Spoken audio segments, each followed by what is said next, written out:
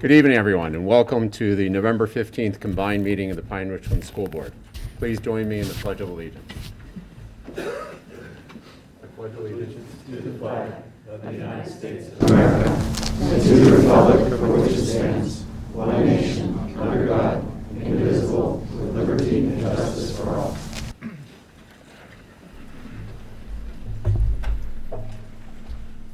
Roll call, Ms. Williams.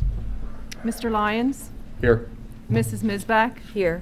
Mr. Kashani? Here. Mr. DiTullio? Here. Mrs. Hayden? Here. Dr. Mihalik? Here. Dr. Meyer? Here. Mr. Moy? Here. Mrs. Swope?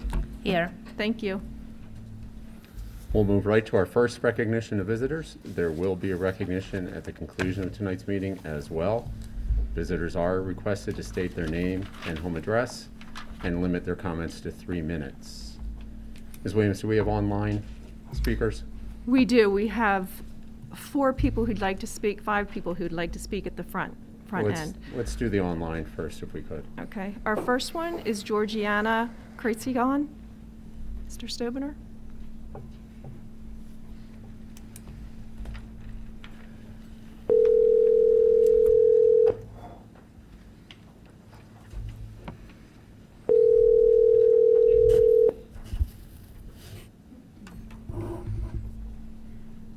Hello, Mrs. Kreitsigon?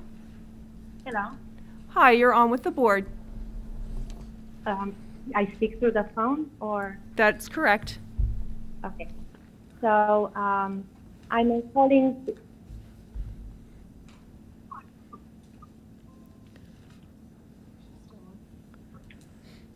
Hello, we can't hear you. Yes.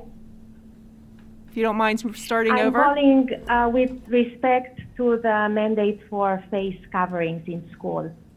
So the order of the acting secretary of the PA Department of Healthcare was initiated in September, and it mandated face coverings in schools for a few reasons. One is because CDC acknowledged Delta variant as the dominant variant. It is more infectious and it increased the risk for kids to get the virus. We noticed cumulative cases increased during the summer. Another reason, we all want the kids to be in school safe. So to prevent infections, we need to use the masks. And the third reason, the studies, the evidence that exists right now, and if any member of the board needs that evidence, I can email you references. The evidence shows that masks contributed to lower COVID transmission in schools. It was proposed to remove the mask mandate. So I'd like to ask if you have new data or scientific evidence, or maybe you looked at the data yourself and came up with new insights. If you don't have new evidence or new insights, I'd like to record this in the meeting minutes, because taking decisions contrary to published data and evidence may endanger the children's well-being and should be considered negligence. And one last point, the best protection tool we have right now are the vaccines, and I acknowledge that we have now the emergency approval for kids 5 to 11. They have started to vaccinate. But if you are a parent like me, you know it's quite difficult right now here in Pennsylvania to get an appointment. I have just got an appointment today and I vaccinated my 2 kids. But based on my calculations and based on what CDC says, they would be fully covered by these vaccines only at the end of December, because it takes 2 doses and it takes 3 weeks after the second dose to get the full immunity. So I'd like the board to consider that. Thank you. Thank you very much. Our next speaker. Bye. Our next speaker is Melissa Child.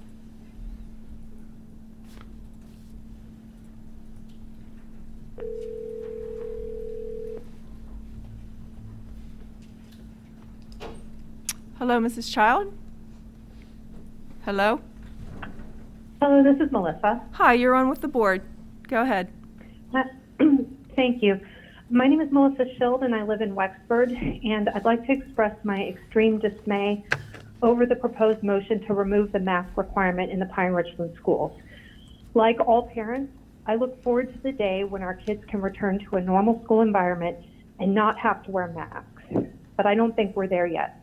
Given the rising COVID case rate in our area and the unvaccinated status of huge portions of our student population, this proposal to remove the mask requirement is premature and it's reckless.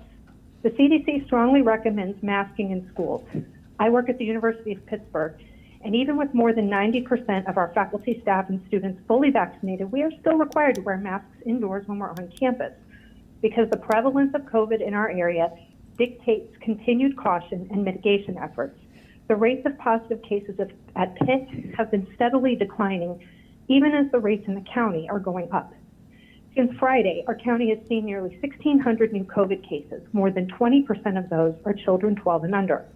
This is the population that is not yet vaccinated and won't be fully vaccinated for weeks. They are most at risk if masks are no longer required in schools. This population includes both of my children who are students at Wexford Elementary. All it takes is a partially masked class of unvaccinated kids and one positive COVID case to result in many, many students having to quarantine. They will miss in-person school, and their parents will be forced to miss work for up to 2 weeks. My family and many others cannot afford to miss work when their kids have to quarantine. Virtual school is not an option for my kids. Mentally and psychologically, they need to be at school. Universal masking is the best and most consistent mitigation measure we have right now to keep our kids healthy and in school, which should be a priority for the board. I've been very pleased with the school district's approach to the health and safety of our children during the pandemic so far. It has been measured, reasonable, and grounded in scientific evidence and concerns for public health, while maximizing the ability to keep our kids in person. I urge you to retain the mask requirement, at least until case rates go down in our area and kids ages 5 to 11 can be fully vaccinated. Please don't impose unnecessary risks on our children and their ability to receive a great Pine-Richland education. Thank you. Thank you. Our next speaker is Mr. Tim Hanselman.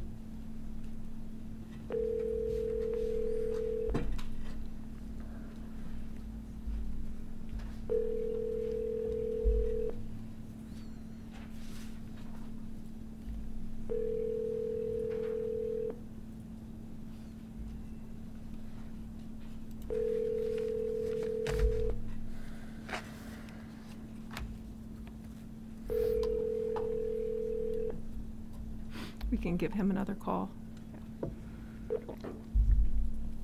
The next person would be Jennifer Villicana.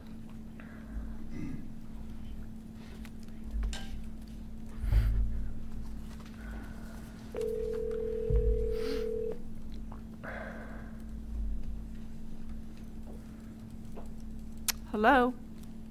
Hi. Hi, This you're is on. Jennifer Villicana. You're on phone with the board. Go ahead. Thank you. So my name is Jennifer Villicana. My address is 1003 Pleasant Ridge Drive. I have 2 children attending Eden Hall Upper Elementary. I would like to address the board tonight regarding the motion to rescind the mask mandate effective December 6th. First, I want to start by saying I appreciate all that the board has done to keep our children safe and in school over the last 20 months. I know it is not easy making decisions in the face of the unknown on behalf of the hundreds of children in our district. Regarding the motion, rescinding the mask mandate at this point is premature and will add unnecessary risk to children attending school, while keeping the mask mandate in place helps to ensure children remain both in school and it does not cause them harm. With the recent emergency use authorization of a vaccine for children ages 5 to 11, parents who elect to have their children vaccinated finally have the opportunity to do something that will keep kids safe and limit their exposure to serious illness. But we need the time to complete the 2-dose schedule in the subsequent 2 weeks following the second dose to achieve vaccinated status. While I recognize that everyone's feelings on vaccines differ, I urge the board to consider keeping the mask mandate in place long enough for those of us who wish to vaccinate our children to have the appropriate amount of time to do so. Removing the mask mandate before that time limits our ability to minimize our children's risk factors, because when masks become optional, the lack of enforcement by teachers and administrators puts safety and compliance in the hands of our children, who are developmentally not mature enough to make an informed decision. At this point, we are talking a matter of weeks, not months, and the delay benefits everyone. Thank you. Thank you. Our next caller is Sally Lyon.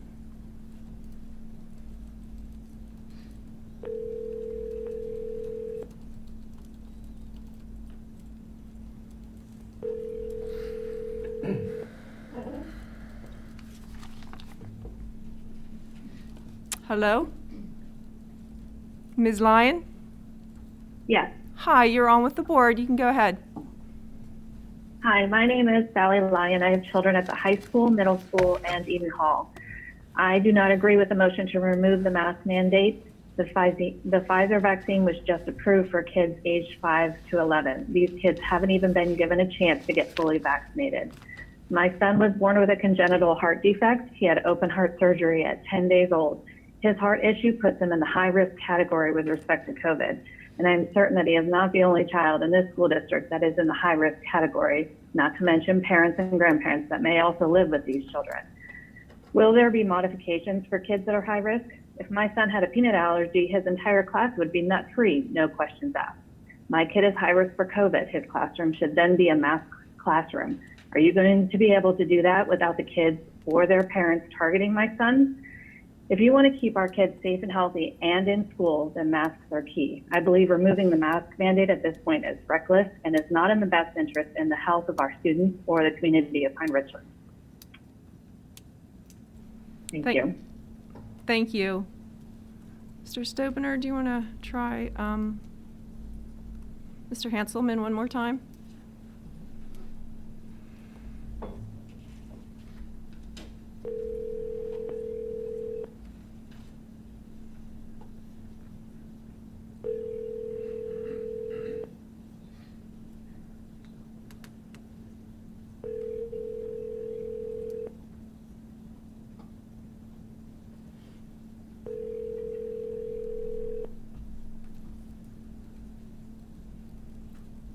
Okay, Mr. Stober, I think that's funny. All right, that's it for online. If we want to go to in-person, I do know Mrs. Susan Torsha would like to speak. Please.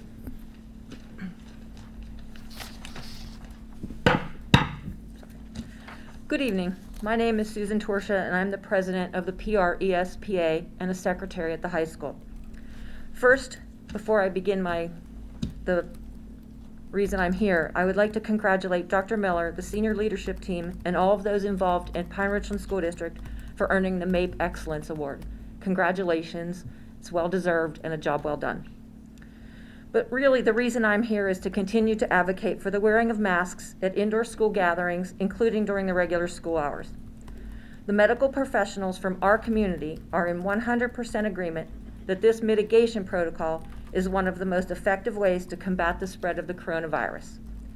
While I'm sure that I do not speak for 100% of my membership, I am confident that I do speak for the majority. We all work with students and colleagues who are immunocompromised. We may not even be aware of their situations. Our mission statement at Pine-Richland is that we are focused on learning for every student every day. The most effective way to accomplish this mission is to do whatever is necessary to maintain in-person learning. The negative impact of not wearing masks far outweighs the minor inconvenience it may have on an individual.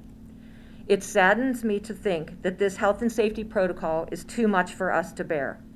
Where is the resilience that we propose to teach our children? Where is the sense of civic responsibility? Lessons are not only in textbooks, but life gives us the opportunity to teach kindness, respect, accountability, and selflessness. Let's be good teachers and learners. Let us be role models for integrity and common goodness. The idea of rescinding this mask requirement on December 6th is premature and irresponsible. Until more students have had the chance to be vaccinated, especially in the 5 to 11 age category, please continue to require masks in our buildings so that we may have an uninterrupted school year, giving our students the best opportunity to learn and grow. At this time, I'd also like to say thank you to the board members who will be ending their terms in December. Thank you for your service and your continued support of the Pine-Richland School District. Thank you. Thank you, Mrs. Torsia. Is there anybody else who would like to address? Please. Sir, you want to go right here?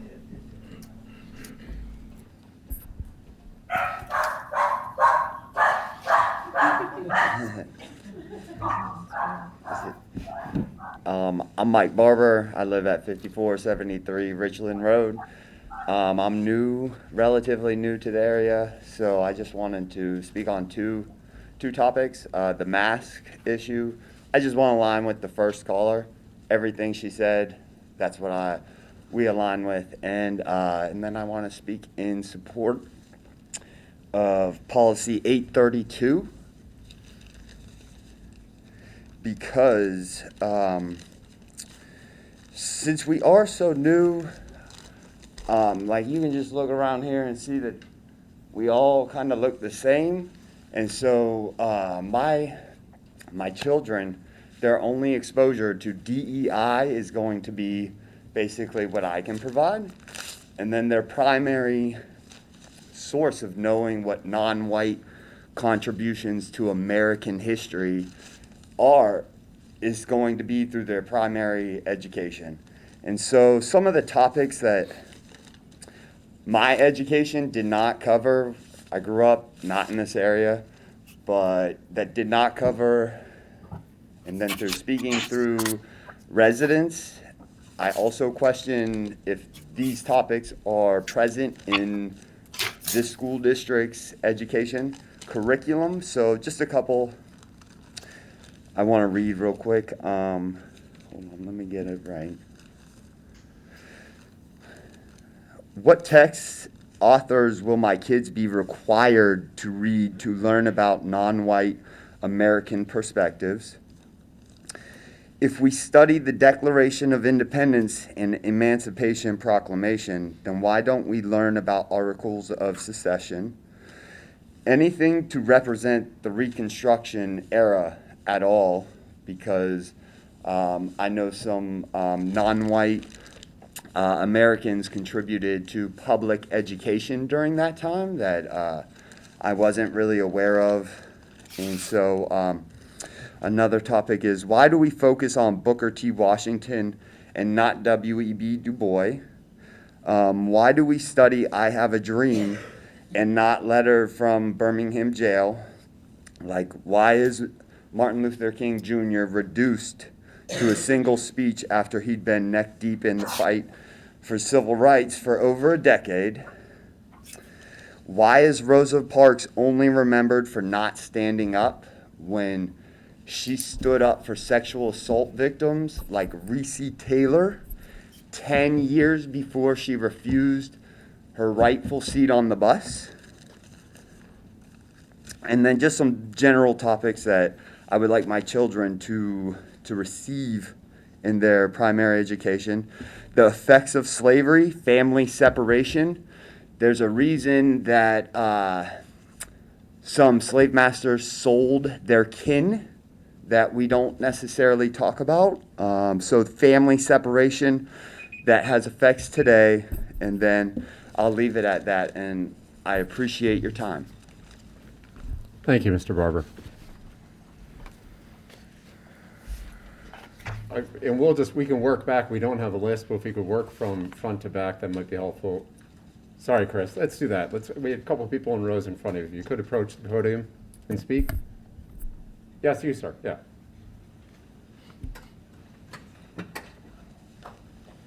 All right, can you guys hear me okay? All right, Todd T. Catch, I live at 772 Village Club Drive, right here in Wexford. I want to address the mask mandate proposal. So right now, while I stand here in front of you, children 5 to 11 have just become eligible for the vaccine last week. That's only under an emergency authorization. So you know that there's going to be plenty of parents waiting for the actual full authorization. Given that, that means that at this point, the uptake on the vaccine is non-existent for the ages 5 to 11. My son is 5. He's at Wexford Elementary School in kindergarten. He's doing great there. I want to see him be able to stay in that classroom. So I want to understand that even beyond the vaccine the vaccine availability. Further, the CDC continues to recommend masking in K through 12 regardless of your vaccination status. Mask removal seems at best premature at this moment. Nearly all reliable sources recommend that mask removal is safe when a population is vaccinated at 70 to 80%. Again, for 5 to 11-year-olds, it's impossible. It is an impossibility at this time. Beyond that, transmission should be low, hospitalization should be stable. Neither of these is the case in Allegheny County at this point. And further, studies have shown that masking, when the classroom has 90% of the students masked, successfully cuts COVID transmission in real-world data based in schools in Wisconsin. So we know that they work. It's not a question or an opinion. It's a fact. So given this, and that just 20 minutes ago someone mentioned that things the board does should be based on evidence and science, I want to understand the member who's raising this. What scientific or medical evidence do you have to support the safety of mask removal at this time, specifically for 5 to 11-year-olds?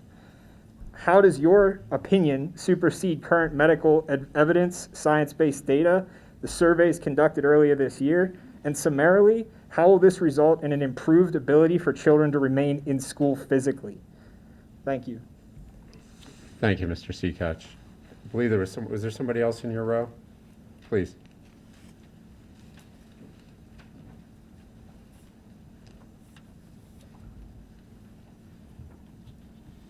My name is Jeff Elm. I'm on the other side of this. I do not particularly agree with this masking continuing on. I'd like to just state a couple points. People have been looking for data or fact. I looked on a couple things. If we take the mask, for instance, okay? The mask by the mask manufacturer says that they are good for, these are masks we're wearing, okay, between 0.04 and 0.2 micrometers. The virus itself is 0.08 to 0.14. So what the mask manufacturers are saying, we're all wearing these masks, but guess what? It goes right through it. In fact, what they find is it builds up on the outside of the mask when you're coughing, etc. So if we think the kids are not touching their face and putting their hands somewhere, we're actually making a case where we're thinking we're stopping it, and we're actually probably making it worse, okay? Now, I'd just like to bring up one other fact. We're worried about kids getting sick or deaths, okay? Now, I looked on this is the PA Department of Health, okay? For the years, they only go up to 2019 right now, okay? So just in general, like we have things in life we have to deal with, okay? The kids, we're talking high school kids range, 15 to 19. Annually, about 350 to 400 kids die a year in Pennsylvania, from between 215 to 219. Fact of life, we live through it, okay? Allegheny County, 34 to 100 kids. All right. Now this is also from Pennsylvania Department of Health. In 2020, no kid under 14 died of COVID-19, not one. All right. Now they did say, now for 15 to 19, we have some high school kids, 5. The majority of people who died from COVID-19 were 85 years to 89 years old. So my question is, and one last point, there are already 6 deviants to the COVID right now. By who? So people are worried about, okay, we got to wait till we get the vaccine and get people vaccinated. Well, if there's 6 variants, it's just like the flu. They're going to keep coming. So my real question is, how long do we keep doing this? Because this is going to be the fact of life. When do we stop wearing a mask or whatever? It's not going to go away. That's it. Thank you. Thank you. Was there anyone else in the same row before we work our way back? In the next row behind Mr. Howell, please.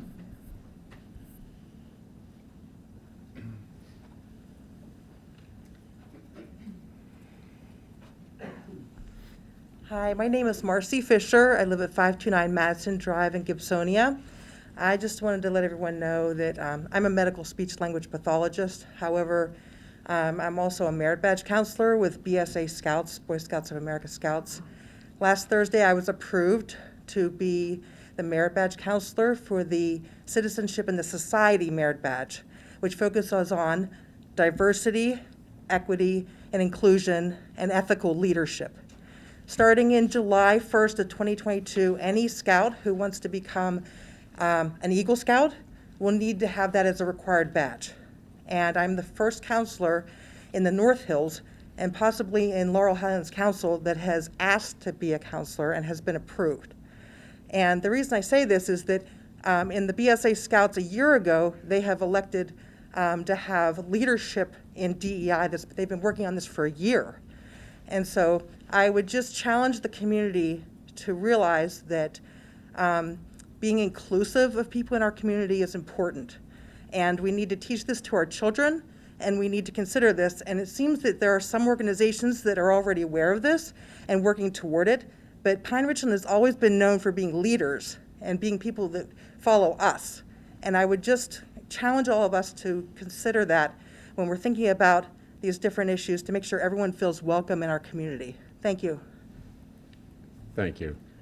Before the next speaker, Mr. Glickman, could you just do a mic check on that? Because I think it sounded like the mic cut out. Okay. Steve, are we good? Okay. Peter, Thanks. I heard everything fine online here, so Great. I heard it clear. Thanks, Greg. Next speaker, please. Hello, my name is Chris Rady. I live at 421 Avonlea Court. My recommendation to the board tonight does not have to do with COVID or masks or diversity.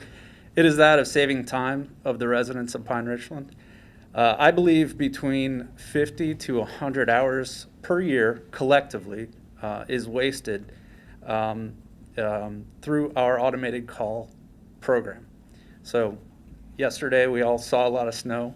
It made us all think of those calls every morning where there's bad weather. There might be a 2-hour delay or a cancellation. And at the beginning of each message, the announcement is, hello, this is a message from Pine-Richland's communication director, Rachel Hathorn. That is only 7 seconds in length, right? That is a very short message, but including the announcement of the communications director's name wastes between 50 and 100 hours per year as you multiply it across our community. My recommendation to the board is to simply either remove that part of the announcement, or if it's important to keep, place it at the end of the announcement after the important information is already delivered to the residents. Thank you for your time. Thank you, Mr. Rady. I will grant Ms. Hathorn's voice is the most recognizable voice in Pine-Richland. So you are certainly correct there, sir.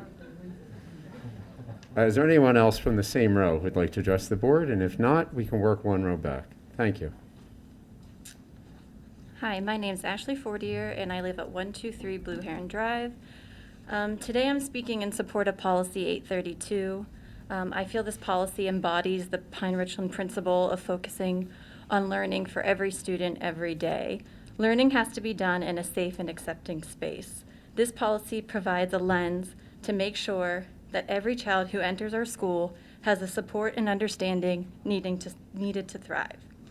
This lens will benefit all children because everyone you meet is fighting a battle you know nothing about. Our schools should provide a space where, regardless of your battles, you have a place to grow, learn, and be accepted. Thank you. Thank you, Ms. Fortier. Anyone else in that same row? One row back, please.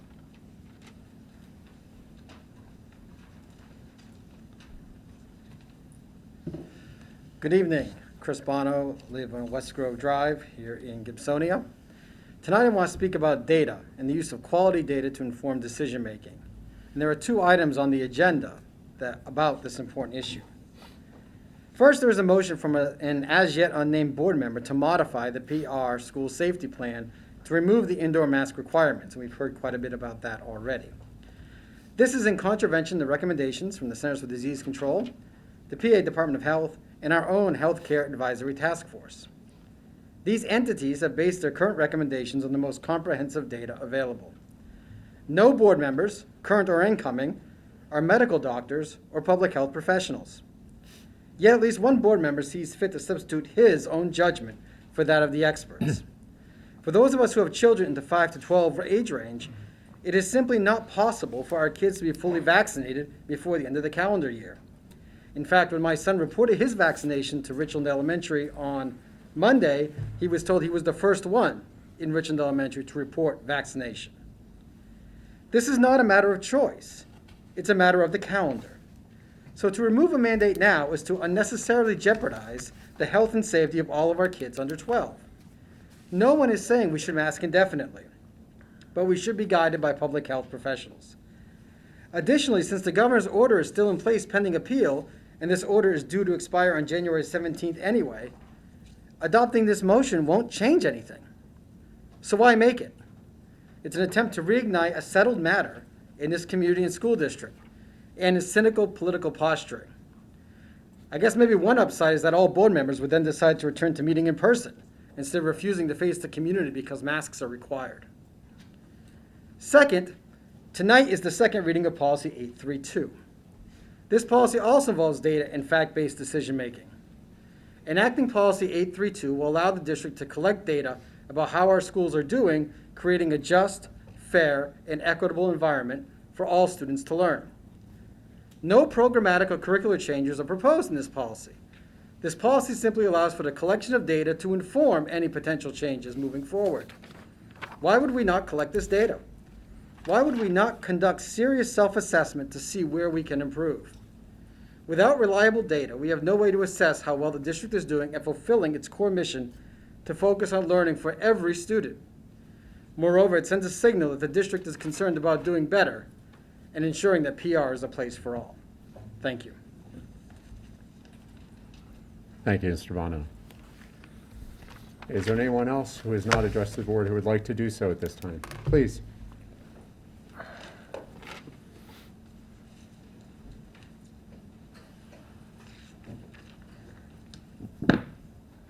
Good evening. My name is Jennifer Buse. I reside in Sandy Hill Road in Gibsonia. Critical race theory is not in our schools. Sadly, local Republicans joined the misinformation campaign aligning DEI efforts with CRT. At the polls, voters wanted to know what party could keep CRT out of our schools. CRT is not in our schools. Diversity, equity, and inclusion, and specifically Policy 832, is not CRT.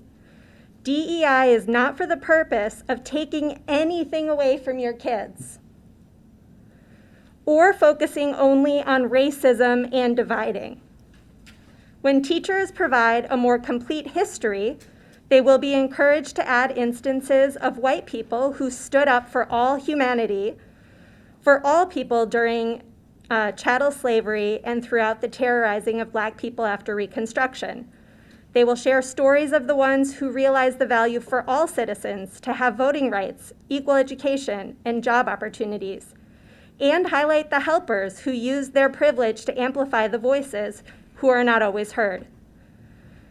Since your children are not oppressing anyone or terrorizing anyone today, they will not feel like they are oppressors. Seeing mirrors of people that look like them historically standing against white supremacy will make sure they know they too can fight for equality and embrace and celebrate the enormous benefits of living life in meaningful relationships with people of diverse backgrounds. Your kids will be at a disadvantage if they do not get a clearer picture of our history, as well as some ways to be the helper as it relates to racism. If we don't actively seek out hearing from the voices of people of color, it is so very easy to believe that racism does not exist anymore, and everyone is judged solely by the content of their character. We might hope to save our majority white kids from these sad and hard truths, but for our kids of color, we have no option to keep our kids naive of the harms of racism, because they live it here in Pine-Richland School District. In closing, I'll share some words written by Dr. Bernice King about the misappropriation of her father's words in the very effort of banning him and his works under the guise of banning CRT. Martin Luther King Jr. wasn't assassinated because he wanted his children to be judged by the content of their character. He was gunned down because he was the most hated man in America by white supremacists, because he was courageously working to dismantle racism, poverty, and militarism. But banning actual CRT isn't the goal. Instead, books about freedom and freedom fighters, including my father, who was a nonviolent warrior, are being banned. And teaching on racism is being banned. Truth about the past and the continual fight for justice and freedom is only a threat if a person considers the freedom of others Ms. bondage Hughes, for could you wind- themselves. Transparency about how racism and white supremacy have devastated and continue to devastate is necessary for humanity. Black children are human. Brown children are human. Racism is destroying the world that all children live in. And if adults are not courageous enough to confront it, what are we teaching our children? Thank you. Thank you. Are there any other speakers tonight? I'm sorry, I wasn't going to speak. I was going to speak, but I wasn't going to speak. So here I am. But before I do speak, I want to make a personal comment and thank Ms. Williams for always being so helpful when I'm trying to fumble my way through the technology. So I'd like to make a motion that she gets a raise. Second. Yeah. Motion passes. Okay, so as I mentioned, so I want to follow up on those comments because I had previously sent a... Excuse me, what's your name? Oh, I'm sorry. My name's Jackie Demetris and I live in Gibsonia. I sent an email and I wanted to follow up now. And my one question was to clarify the difference between DEI and CRT, if it's an ideological difference or what it is. And for policy 832, does this supersede best practices? Because in fact, the policy does say that it is going to be embedded and infused in the entire curriculum of the school district. So I had prepared because someone had brought up language that was contradicted. And so here is your slide with your common language for the program. And I had asked about also whether educational equity was described in your policy because a lot of the discussion has been very subjective to date. And there hasn't been a lot of discussion on the details of the language, and that's what I looked at. And so some of the language, like on page 2 of your policy, I'm asking about implicit and explicit biases. Who will be the arbiter of these biases, and where are the standards for these biases when this is going to be implemented?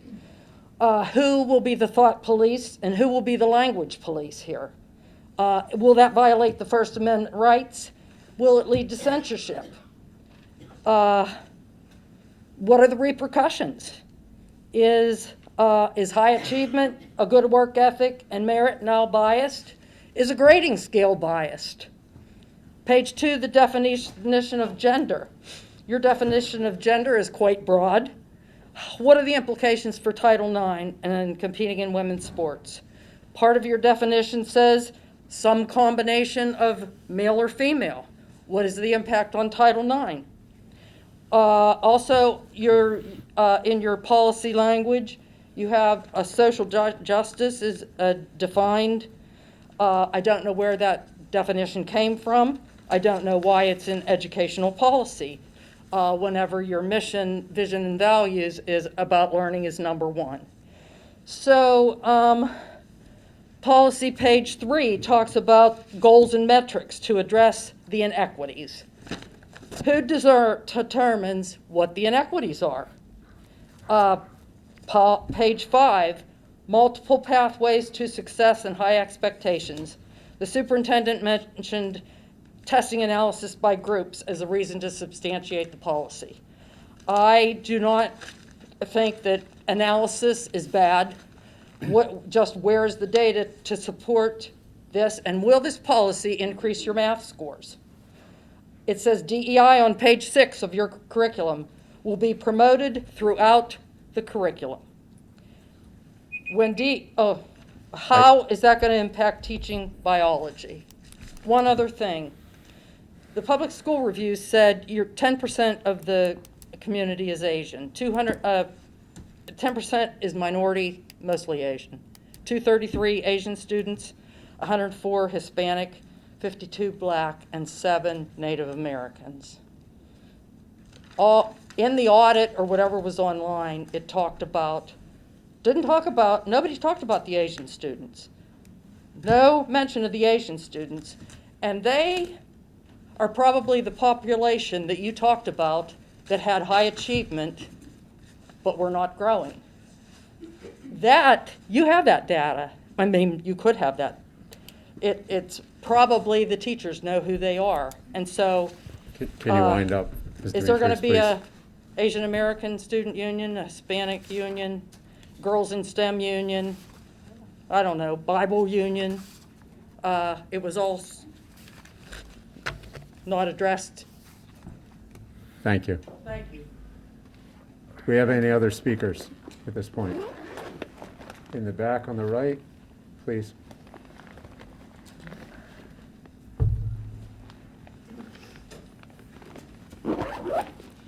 Good evening. My name is Sherry Berg. I live at 212 Arborwood Drive. And I'm here tonight to thank the school board for its hard work on Policy 832 and to express my support for its passage. I appreciate the recognition for the need and your willingness to support equity-focused education in our schools.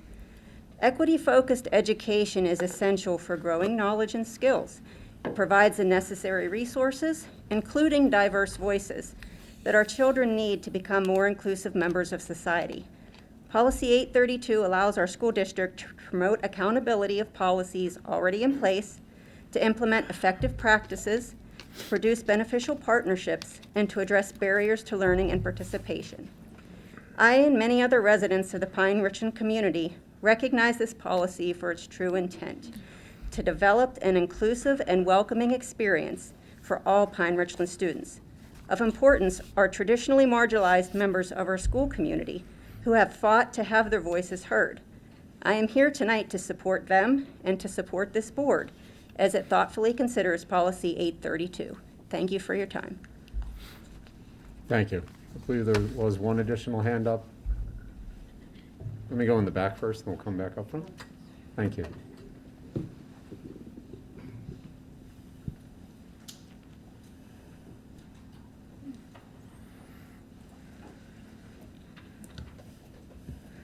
Hi, my name is Jess Horner, and I live at 5604 Community Center Drive in Gibsonia. First, I want to read something from the Pennsylvania Department of Education website. Equity and inclusion. To do their best, students must feel safe at school. A healthy and safe environment can help students thrive, and every student, regardless of race, ethnicity, sexual orientation, gender identity, or expression, should be provided the opportunity to learn free from discrimination, fear, or harassment.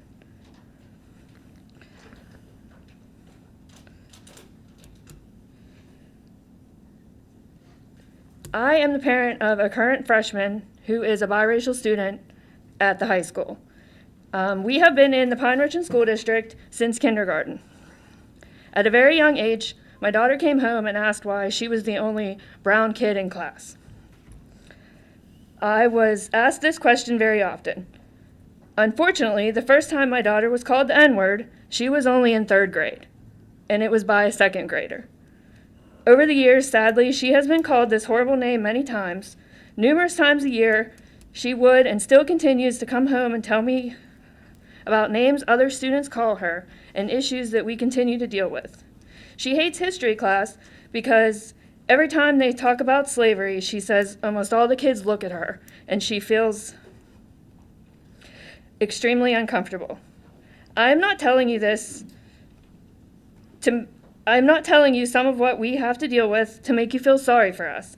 I just want you to realize that it is here. It is in Pine-Richland for many, many years now. I just want you to know a little bit about what it's like to be a biracial student in the Pine-Richland School District. I cannot say enough that I support Policy 832, and like I said about what I read from the Pennsylvania Department of Education, I think that we're kind of a little behind the times, and I think we should adapt the policy, and I also agree with keeping masks on. Just figured I'd throw that in there too. Thank you, Mrs. Warner. In the back on the right, please.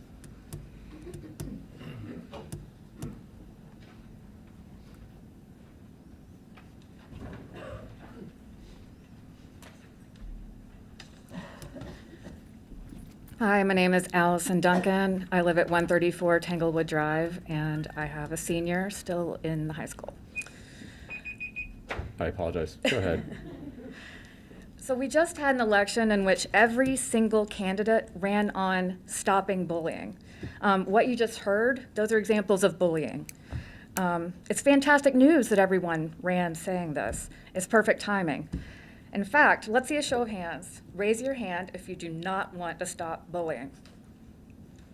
Okay, that's what I thought.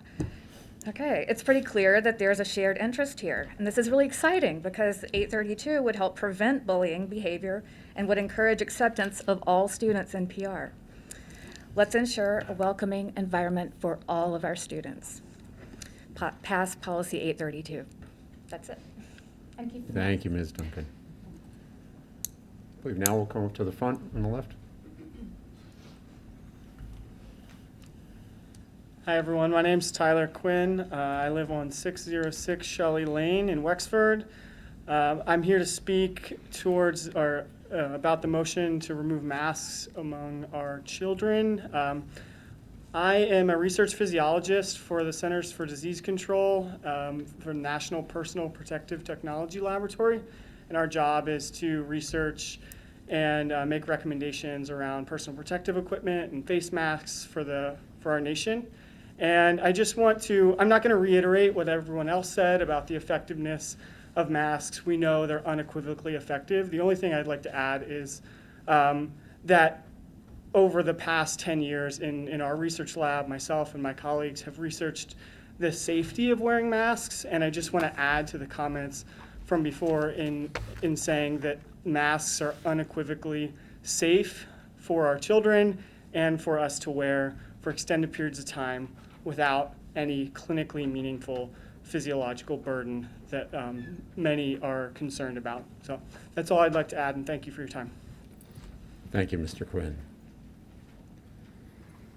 I feel a little insecure about my mask right now. I don't know if it's up to, but thank you. Any other speakers at this time? Student and staff recognition. Ms. Hathorn. Thank you. I'm pleased to spend more than a few minutes on student and staff recognition. The Mid-Atlantic Alliance for Performance Excellence program is announcing that Pine-Richland School District has been named a 2021 Excellence Award recipient. The Excellence Award is the Alliance's highest award level. Notably, Pine-Richland will be the only 7th organization to earn this Excellence Award in the past 15 years, and the first education sector Excellence Award winner. By earning the Excellence Award, the district will receive an invitation to apply the National Baldrige Program, Mape, a 5013C3 organization. Ms. Hathorn, just 1 second. Sure.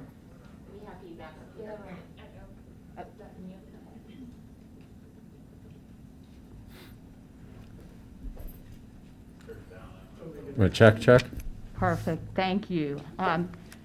So we'll receive an invitation to apply to the national program. Mape, a 503c3 organization serving Pennsylvania, New Jersey, and Delaware, is focused on helping organizations achieve improved levels of performance by identifying and recognizing role model organizations and sharing their best practices and strategies. All applicants receive written feedback reports summarizing organizational strengths and opportunities for improvement. As a final step in the evaluation process, more than 60 members of the Pine-Richland staff and board, including teachers, paraprofessionals, secretaries, custodians, principals, district administrators, and directors, participated in a comprehensive 3-day virtual site visit. Various members of the staff shared their reflections about this recognition and the growth of Pine-Richland over the years. You can visit pinerichland.org for more details on those reflections and the program. Really incredible when you think about how many folks in our organization were involved in the virtual site visit, so congratulations.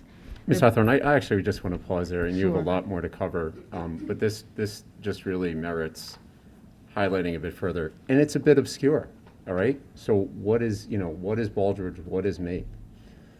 I'll tell you how I found out about it. The first year Dr. Miller is with us, I offered to take him out to lunch as a sort of casual get to know you. I learned two things. One is there's no casual lunches with Dr. Miller. That never happened again. When he slid a manila envelope across the table to me containing the 68-page Baldridge Framework for Excellence in Education. We struggle as a board, any board, with how to measure and analyze, benchmark the effectiveness of our organization and how to raise it higher. Simply put, right, this framework gives us the tools to do that, to be reflective, and then to demonstrate those accomplishments and achievement to world-class leaders in systems, in organizational behavior, in achievement. The honor and the distinction that we get here by being noted as one of the very few educational award winners in this sector it's nice.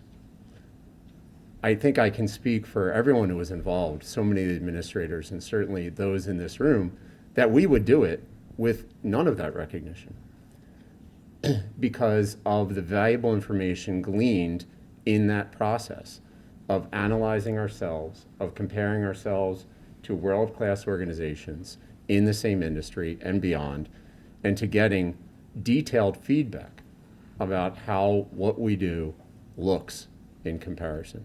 That's why we do it. The recognition is fantastic icing, and it is a tremendous accomplishment, and all of you who worked on this deserve that recognition. So I just wanted to pause and add those comments there. And I don't know, there are other board members who are more involved in this effort than I, if anyone else has any other comments.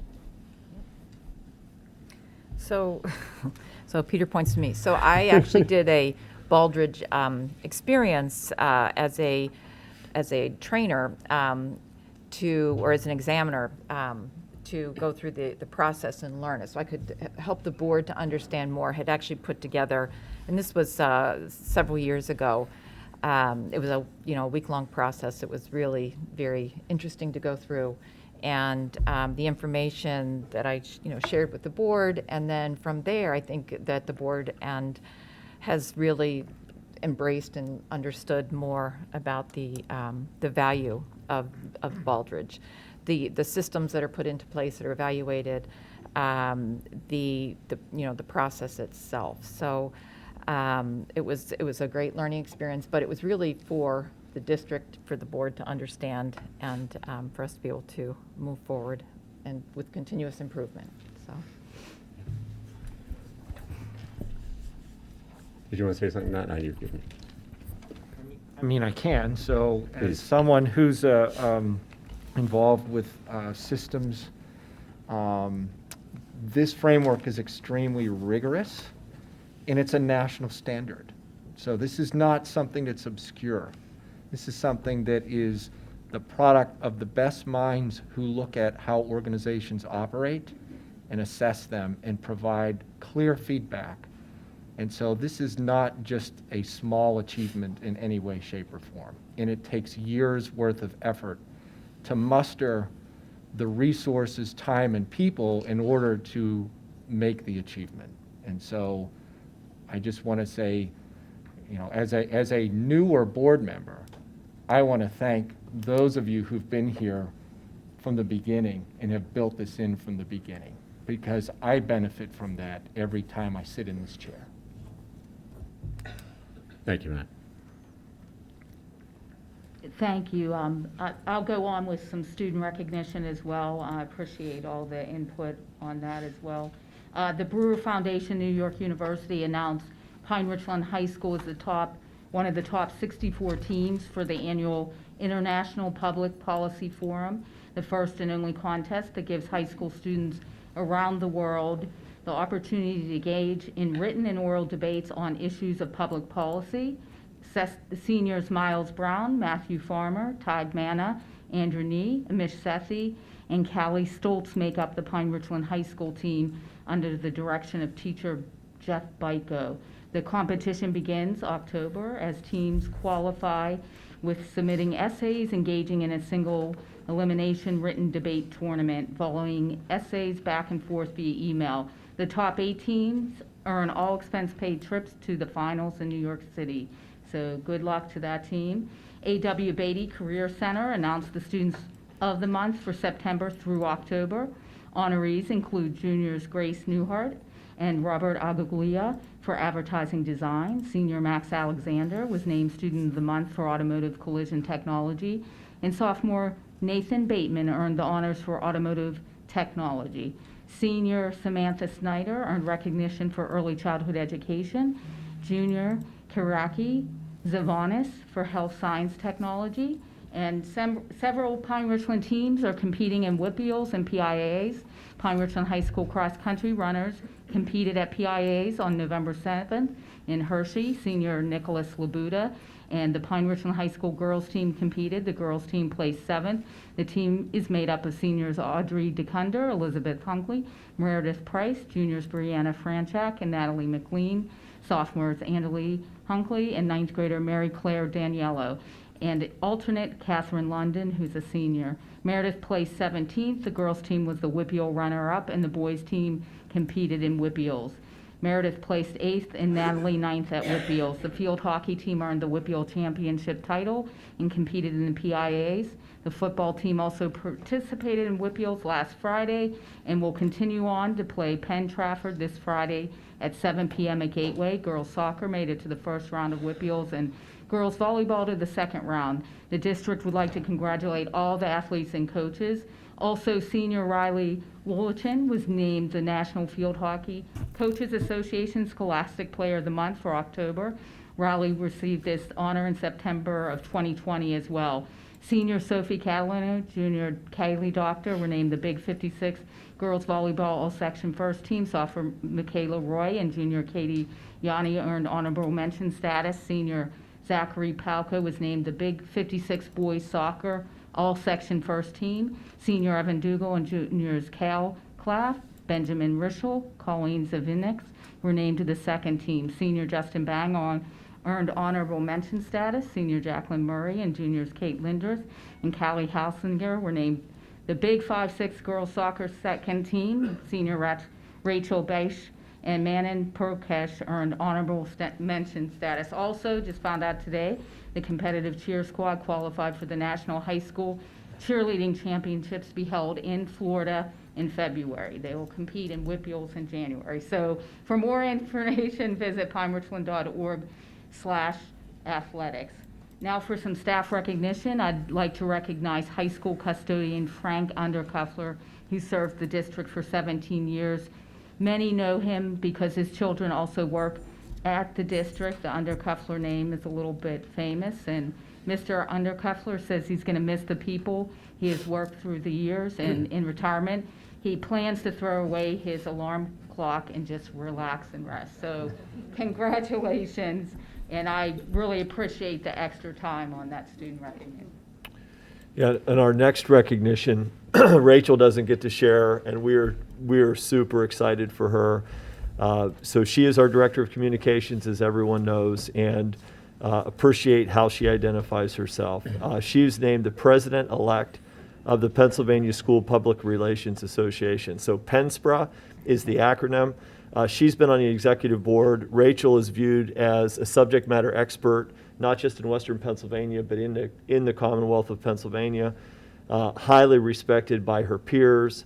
always of service to other districts, and is a part of, when we talk about the Baldrige framework, we have studied communication practices of the very best organizations across all sectors in order to better understand what fits and works at Pine-Richland, depending on the audience and type.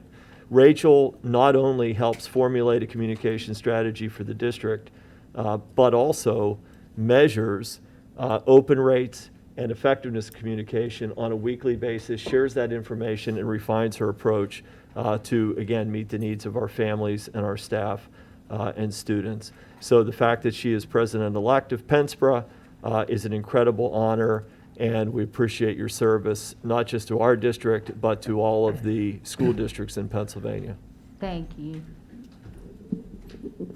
And we're going to shift to some board member recognition, which is part of our custom with outgoing board members.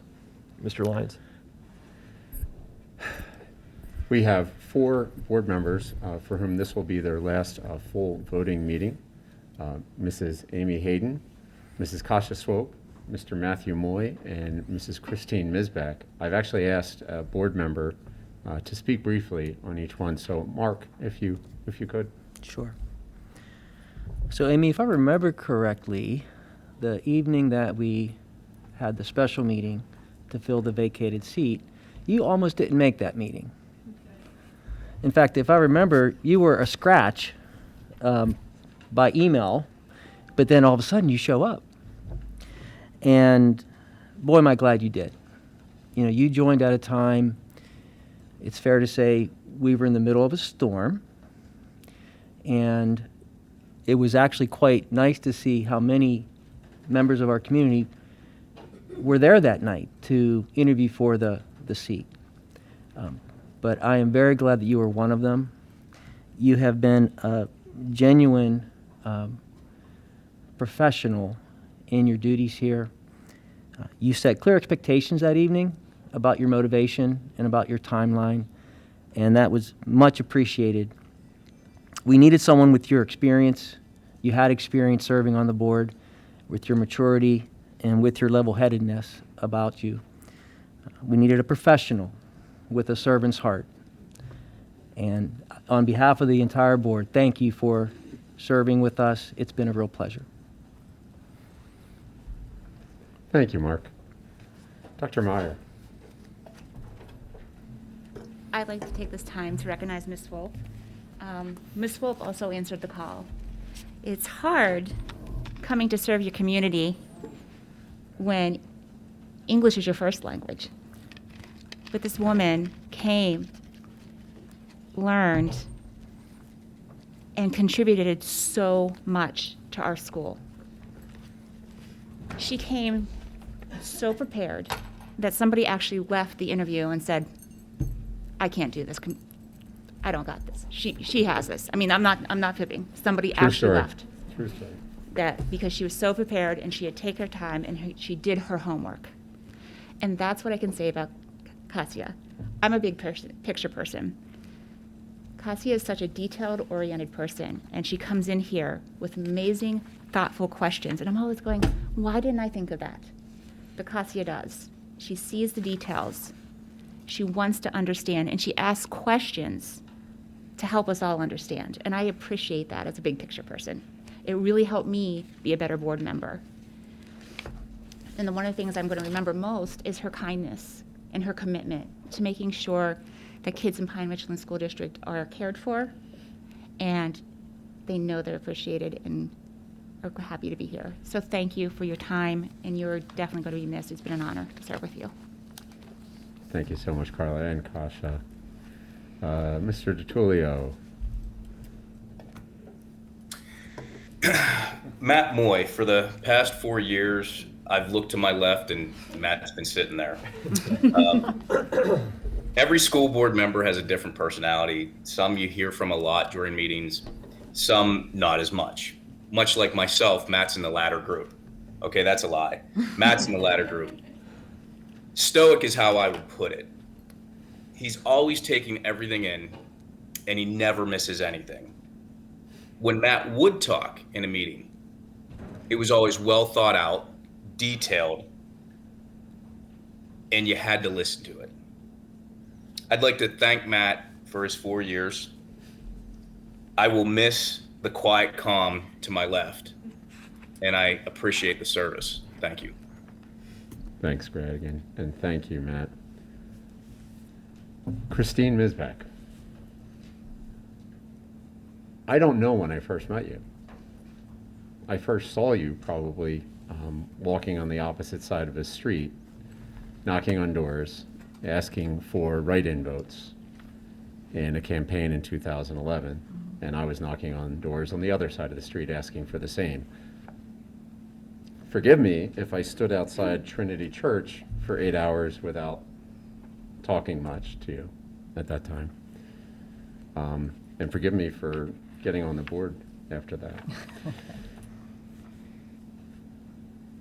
There are times when this board seat looks like the ultimate prize, and members of the community are clamoring over each other to get in the door. This election was one of those times.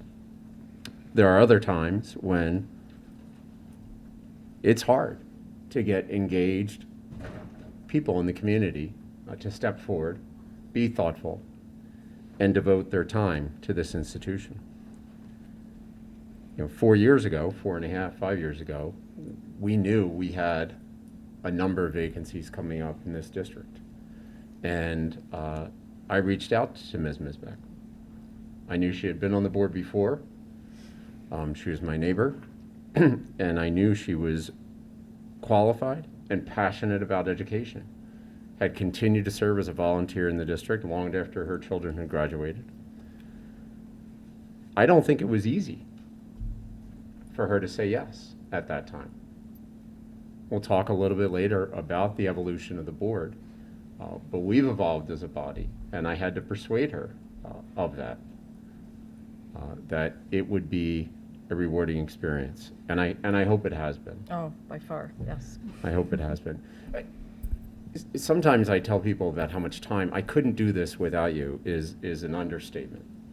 But I've stopped saying you saved me time. And the reason is because you do everything so well, you just hold me and this entire body to a higher standard. So no, it's not less time with you. It's more time, and it is good time. So whatever project we're working on, evaluations, looking at curriculum, producing reports after school visits, it is detailed, it is accurate. You are devoted to this school district, devoted to our students, and devoted to excellence. And it comes through in everything that you've touched for these past 4 years. Your influence on me and my leadership style and on this institution will endure for quite a long time. I am so grateful to you, Christine, and the opportunity to work with you. I'm so grateful to you, Amy, to you, Matt, to you, Kasha, all of you for stepping forward and giving back to this district. So thank you so much. Thank you. On behalf of the staff of the district and our administrators, our senior leadership team, I also wanted to share a few comments. In Pennsylvania, 500 school districts, 9 board members, 4,500 board members across Pennsylvania. Every couple of years, those vacancies exist and new opportunities to be a part of a school district emerge. Generally, people do not understand the roles, responsibilities, purpose of school governance. They don't see it all the time. We are almost a $100 million annual budget organization. We have 4,600 students, ages 5, and this year through 22, because students have the ability to stay an extra year. We have over 500 staff members, multiple bargaining units, other compensation agreements. We have third parties who help us deliver services. The amount of work that it takes to understand governance of a school district across all of those elements is significant. Later in tonight's meeting, we talked briefly about the onboarding plan we have for new board members, and it is a significant challenge to come in and see all of the aspects of the organization, how they fit together. Mrs. Hayden, your prior experience allowed you to immediately step forward and listen, understand, and ask insightful questions so that you understood whatever the key point of the moment was and be able to take the response quickly, understand it, clarify it, and then be able to move forward. That kind of discernment only comes with experience, and the fact that you were willing to step forward to share in leading and governing the district in a difficult time is of significant value to our students, to our staff, and to our community, and thank you for that. All of our board members have or did have children who are part of the schools. One of the biggest challenges of being a board member in public education is the number of hats that have to be juggled. The hat of community resident, the hat of parent, the hat of board member, wearing the hat professionally, whatever the profession is that you bring to the table, to understand how that professional role fits in. And Kasha, you are someone who is able to think through each of those hats. You look at issues from the perspective of your neighbor, even if your neighbor has a perspective different than your own. And you articulate, even when no one can hear or see you, empathy and understanding towards different perspectives. When you stepped forward on the board in December of 2019, you went through an onboarding process and right into the beginning of a global pandemic. And the challenges have continued as the board has found ways to lead, govern, and operate through things that nobody has ever seen before. And you do it with such humility, but as Dr. Meyer said, attention to detail that helps you govern and move us forward. So thank you for that. Mr. Moy, Mr. DiTullio said it, like E.F. Hutton, you know what I mean? But you are active not only in this community, in this board, but through athletics in the community. Again, you're in positions to understand, to listen, and to provide insight not only of your own family, but that of other families in the district. I have most of the time a practice that nobody ever knows, because we never talk about the guts that fall behind governance and leadership. But a few years ago, I started a monthly one-on-one call, and Mr. Moy always participates in those calls, and if he has something to ask, he asks it. If he is good, and he respects the work that's conducted on a daily basis in the district. And through operational services in particular, he has been connected, and we appreciate very much your work. The Technology Leadership Council is one example. We've had councils since 2014. It started with department chairs in the Academic Leadership Council. We added Technology Leadership Council at a time when staff members would open a laptop and not know whether it would work. And we went through an incredible investment to improve the infrastructure, wired and wireless, and to provide devices, resources, and with Sean's addition, leadership. But Matt was a part of the Tech Leadership Council. So thank you for sitting on the operations side of that house as we try to move forward with technology. We never dreamed a pandemic was coming. We were never a one-to-one district where we felt like the device was the tool that was most critical. But because of the work of Tech Leadership Council, of the district strategically, of your type of participation, we were able to transition quickly. And that goes back to what the Baldrige framework does for organizations. So thank you, Matt. Chris Misbeck is the poster person for what a board member should be. Prior to being on the board, I had met her because she reads to kids and volunteers at elementary school. She was a member of Prof and a Prof trustee. She coordinated and led the blood drive within the school. I mean, if there's someone helping people across the road in Pine or Richland townships who need a hand, it's Chris Misbeck. I mean, you're incredible. When I asked the question that no sane individual would ever respond, yeah, maybe I'll do that. Who would like to be a Baldrige Examiner Training Experience participant? So who would like to invest between 40 and 60 hours of pre-work and study and then go down to a 4-day training in order to better understand a framework for continuous improvement, just to be able to understand it and better share it to the board? Yeah, that's Mrs. Misbeck. I forgot to mention A.W. Beatty. So Kasha's A.W. Beatty and has been for 2 years. That means nobody knows, but every month, Kasha Swope, every month, Christine Misbeck, go to A.W. Beatty and participate in that joint board to better understand the needs of students who are in the Career Education Center for Pine-Richland and the other surrounding area schools. Then, what nobody ever sees is they come back here and they work with Dr. Pasquinelli and high school counselors and administrators to look at how we can better support the students who attend Beatty. So that's Kasha. That is Chris Misbeck. Key communicators. The board, as a part of the continuous improvement process, has worked very hard on behavioral and group development and dynamics. There are not many districts that engage in intentional work about how the board functions and operates. As we continued those workshops, it's been at least 2.5, maybe 3 years, when those behaviors were lifted out of one of our team of 10+1 workshops that developed into the DECIDE model.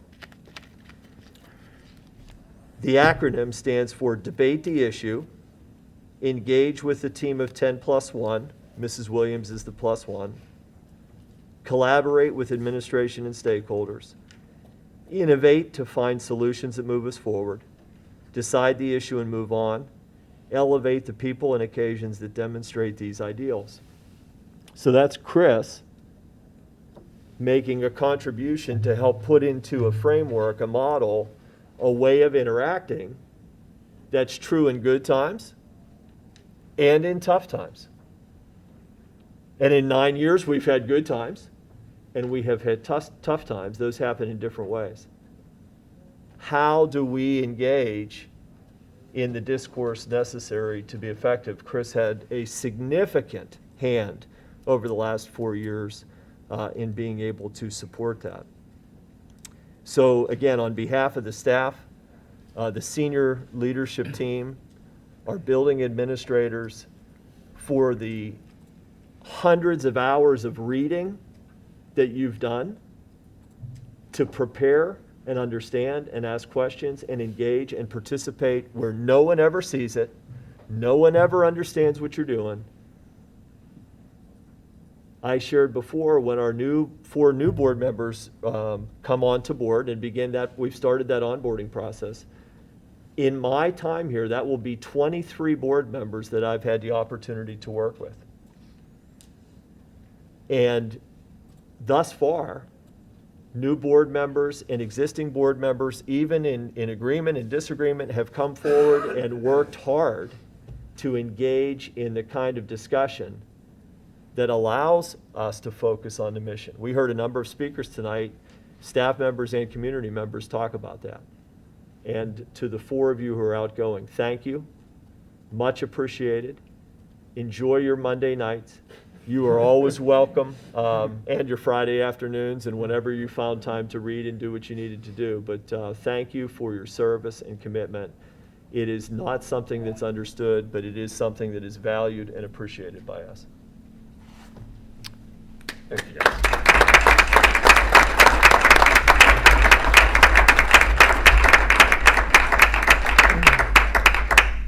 Just very briefly, as board secretary, I'd like to thank each of you for your time and commitment to the district. And it's been great working with each one of you. You're all great people. So there is a small gift next to your laptop to remember us by. Thank you. Thank you. Item 1.04. So, President's statement. This has got to be somewhere around the 100th meeting of the Pine-Richland School Board that I've had the honor of presiding over. And on each of those agendas, during the call to order, there has been an agenda item called President's Statement. Fortunately for everyone, I have almost never had a statement to make there. But after 100 meetings, I thought I may take the time and share a few words tonight in this moment of transition for the board. As our meetings have become of, let's say, greater interest in the community, I am reminded of the comment one speaker made a few months ago along the lines of, I liked it better when you guys didn't answer. I actually thought that was pretty funny. I think that was you, Mr. Wright. Sincere, I thought it was funny. So I will try to be brief and keep that in mind. But now that elections are over, I think I can speak a bit more freely without appearing too political and make some observations about this board and about this organization. I'd like to look back briefly at this board's development and at the maturity of the district, share some reflections on this current moment in time, and then also look forward to what may come in 2022 and beyond.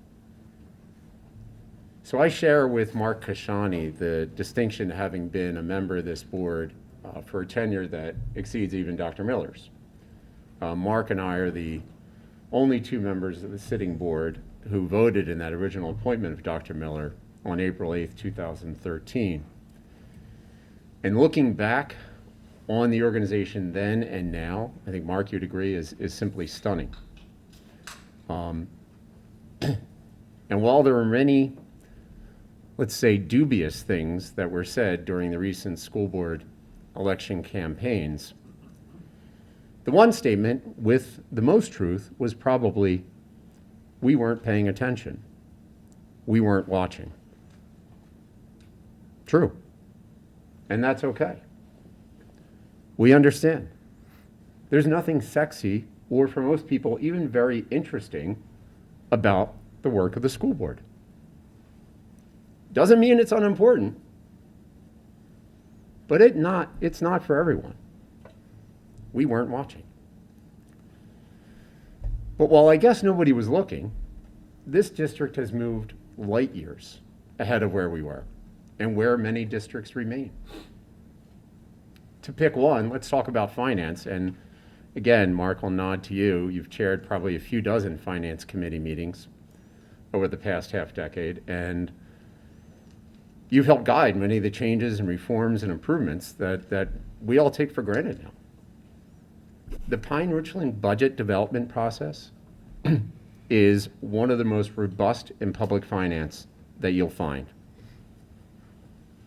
And that explains why Dr. Miller and Mrs. Kirk are sought out as experts in this area throughout the county.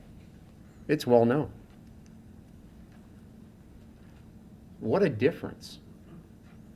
What a difference between what you saw, Christine, when you're laughing almost, right? What a difference working with this board and this administration has made. It turns out that June budget votes don't need to go until 1 a.m. in the morning. They don't need to involve last-minute threatened program curtailments or capital projects that seem to emerge like surprises out of the blue. Capital projects never should be surprises. The upside for our taxpayers has been one tax increase since I think 2015, stability and predictability in our programs and curriculum. Our operational ratios around staffing and expenditures, well, first we look at them. Go to another district and look for the comparators that we publish annually. Not only do we look at them, but we size up quite favorably. It provides the basis for effective fiscal management and continues to show efficient use of taxpayer resources. Well, nobody was watching. That's okay. Here's another example of our current process. Does anyone remember how and when we'd update textbooks in the past? Maybe a teacher or a parent would start to notice some things are out of date, send a few emails. If they were lucky, they'd get the attention of a principal. If they were lucky again and it was a favorable budget year, it might get approved. It might come through. If not, we might defer it.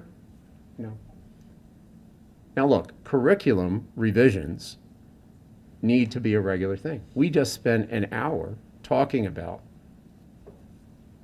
the process of continuously revising curriculum. Textbooks and revisions of textbooks aren't surprises, nor should they be, and they are not now.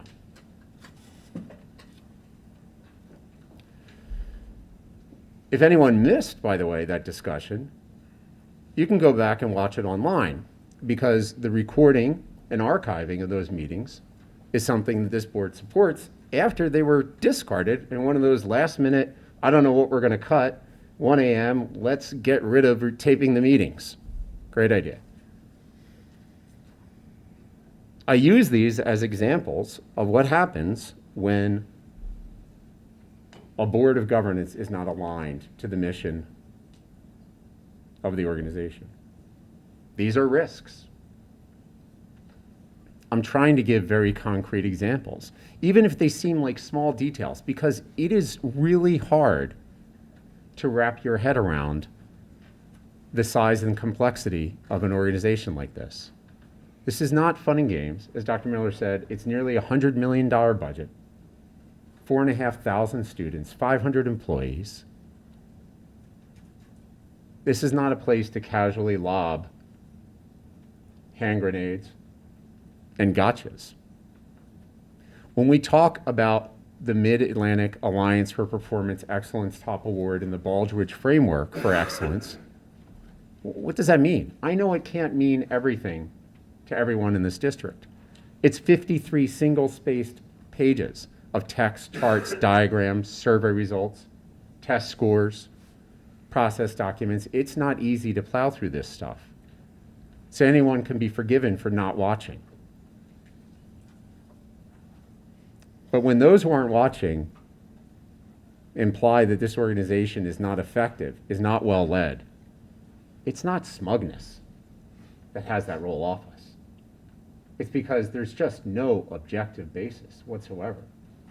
There is every objective basis for understanding the high-performing nature of this organization, its leaders, its employees, our teachers, our building administrators.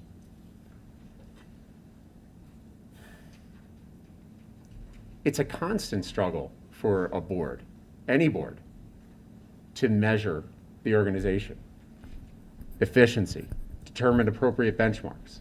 It's one of the most important jobs of a board, but it's hard. How do you evaluate the overall effectiveness of your organization? But we do so in dozens of ways that are discussed at our board meetings. That includes the Baldrige Framework for Excellence.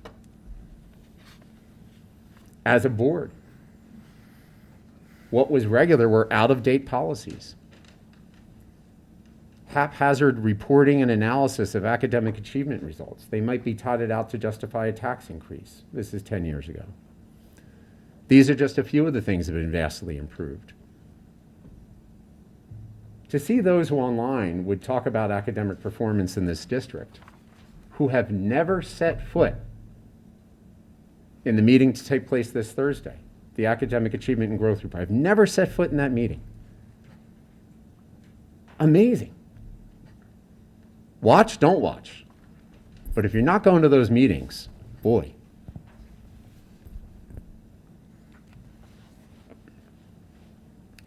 The functioning of this board, the engagement of all of you has never been higher. Meeting attendance, overall preparedness, they're the highest I've ever seen them. You guys do your homework. You read the material. You'd think that would be the bare minimum expectation. It is not. Civility, orderly deliberations are also now the norm, where they were not before. These are just some of the reasons why the board was also recognized by our state association in 2019. Again, there are experts on these topics. We exceed by those measures. So that's where we've been. That's how we've gotten here. So what about this moment? Well, there was an election recently. And this naturally creates a time of transition for our organization. We've been here before. 4 years ago, we undertook the onboarding of 5 new board members. And with this incoming class, we will have 4 new board members. I think we'll bring, my number is maybe 1 higher than you. I think I'm gonna go over 24 different board members that I will have worked with at this point. From all different walks in our community, from all political parties, and with widely varying points of view. At the Allegheny Intermediate Unit, I've served with nearly as many different board members, with the addition of geographic diversity, representing all 42 school districts in the Intermediate Unit. I get it. Elections, just like an athletic event, they're competitive undertakings. That's natural. It's appropriate. We're competitive beings. And with that competitive spirit, there comes some baggage. It might be a cheap shot after the whistle, a little trash talk on the line of scrimmage. Fair enough. We've certainly had our fair share of both in a political sense. But at the end of the game, you shake hands. And that wasn't a game, it was a practice, because guess what? We're on the same team. There is vastly more about this complex organization and how it operates and where it could improve that we agree on than we could ever find to disagree on. Vastly more. Of that, I remain absolutely convinced. Because governance is not a competitive undertaking. It's collaborative, it's cooperative, and at its best, it's collegial. And it must always be civil. I suppose the statement that a school board shouldn't be political, it barely has any meaning anymore. Because it does feel political in this room a lot of times. But I can tell you about how much we've progressed as an organization over the past decade. And it wasn't because we were political. I sat in this very room with Mrs. Brusalis, Mrs. Hillman, Mrs. Turchik, and Mr. Cassidy last week as we began the first of a series of weekly meetings as part of the onboarding process. And I will repeat here publicly what I said at that time. The success of the incoming board members and this entire board is the greatest focus of this body and the entire senior leadership team for the next 6 months. It is absolutely critical. I mean that 100% and sincerely. We will preserve the programs, the people and processes that have made us successful. We will refine the areas that need improvement. And we will no doubt find new ways with new input to help make our students successful. And we'll do so together. Thank you.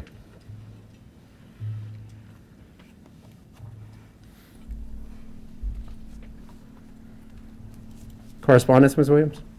Thank you. The following people emailed the board regarding policy 832: Alison and Andrew Duncan, Sharon Donatelli, Cindy Schwab, Tamia Patterson. The following people emailed the board regarding the health and safety plan: Todd Tichek, Alexis Meyer, Melissa Child, Leslie Craven, Eugenia Mangel, Judy Masucci, Andriana Alatori, Jamie Martin, Laura Potowski, Stephanie, and Joel Hurt. The following people emailed the board: Aaron Orga regarding weather emergency response, Kathleen Ravati regarding masking mandates, Jennifer Busey regarding student discipline, Carolyn Menke regarding the academic calendar. Thank you. Item 1.06 is a motion to approve the minutes as attached. Second. Any discussion? All those in favor say yes. Yes. Yes. Yes. Opposed? Motion carries. Item 2.01 is a strategic plan update on the educational model. Dr. Miller? Thank you. Mr. Stovner, if you could pull up the PowerPoint.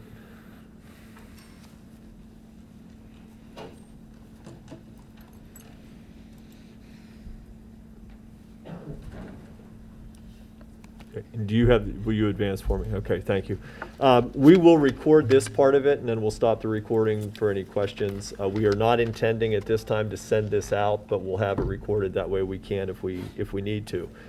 So we've been providing these updates at every meeting for 22 months or so. Next slide. And I think it's important to start out at the most important slide. One of the goals, one of the most critical parts of this school year was to try to return to in-person instruction, not only to bring all of our students back, which is what our staff wanted, our parents wanted, and our students wanted, but to keep students back in school and staff once they arrived here. And we are now in the second 9 weeks. It has been an incredibly positive and successful start to the school year. And we know that's not only the academic components of learning, but also the social, emotional, and just the physical health and safety of students. All of our activities at different grade levels are happening. They have happened almost without any impact negatively based upon COVID. We have significantly limited disruptions. We really have only made one significant change after the start of the school year, and that was a change to how we managed lunch periods to use auxiliary spaces in all of our schools. It creates a challenge, but a significant and important decision because it has almost eliminated the need to quarantine students, which is so disruptive to the learning process. Next slide. So some other updates. As we heard tonight, the Pfizer vaccine had emergency use authorization. This is ages 5 to 11. Many in our community have been waiting for that moment. As has also been said, from first shot in the arm, 3-week wait, second shot in the arm, 2-week wait, that's the fully vaccinated time period. And the reality is it will take a little bit of time for that to occur. And so we are likely looking at late December before many have the opportunity in that age range to be fully vaccinated if they desire. Our staff members, again, also have access now to booster shots. Many of them have taken advantage of that. We did have a fairly high level of vaccination amongst our staff. And again, many are taking advantage of the science and research around how to add a booster to their original doses. Next slide, please. So we didn't expect, but we had an announcement from the governor's office indicating a date in January by which local school boards would be, again, asked to make decisions around health and safety, including the use of masks. Next slide. Shortly after that, the Commonwealth Court issued a ruling.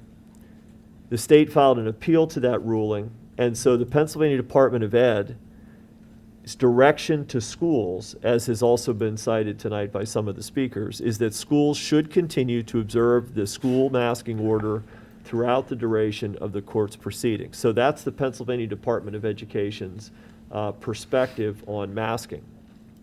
But the last bullet here is important to understand. At some point, this will become, again, like it was in early August, a local decision of school boards to make decisions about all mitigation and what that looks like within the schools.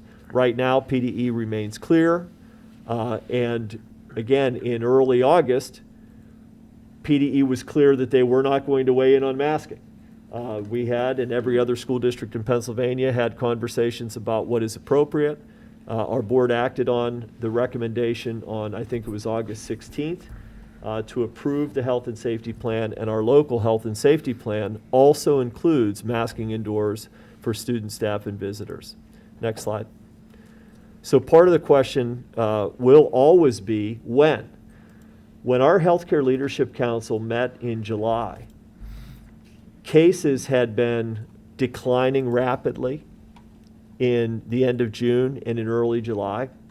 Transmission rates were down, positivity rates were down, and at that time, our Healthcare Leadership Council, which is a diverse group of staff members and others in the school district, plus 12 subject matter experts in the health profession, basically said, if not now, when?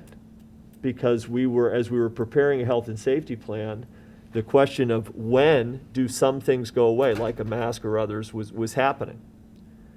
But following that time period and the emergence of the Delta variant and the rise in cases and the increase in incidence rate, that shifted things, as we all know, in late July, early August, in order to make a reasoned decision, in addition to the guidance that was coming from the CDC, the American Academy of Pediatrics, and others.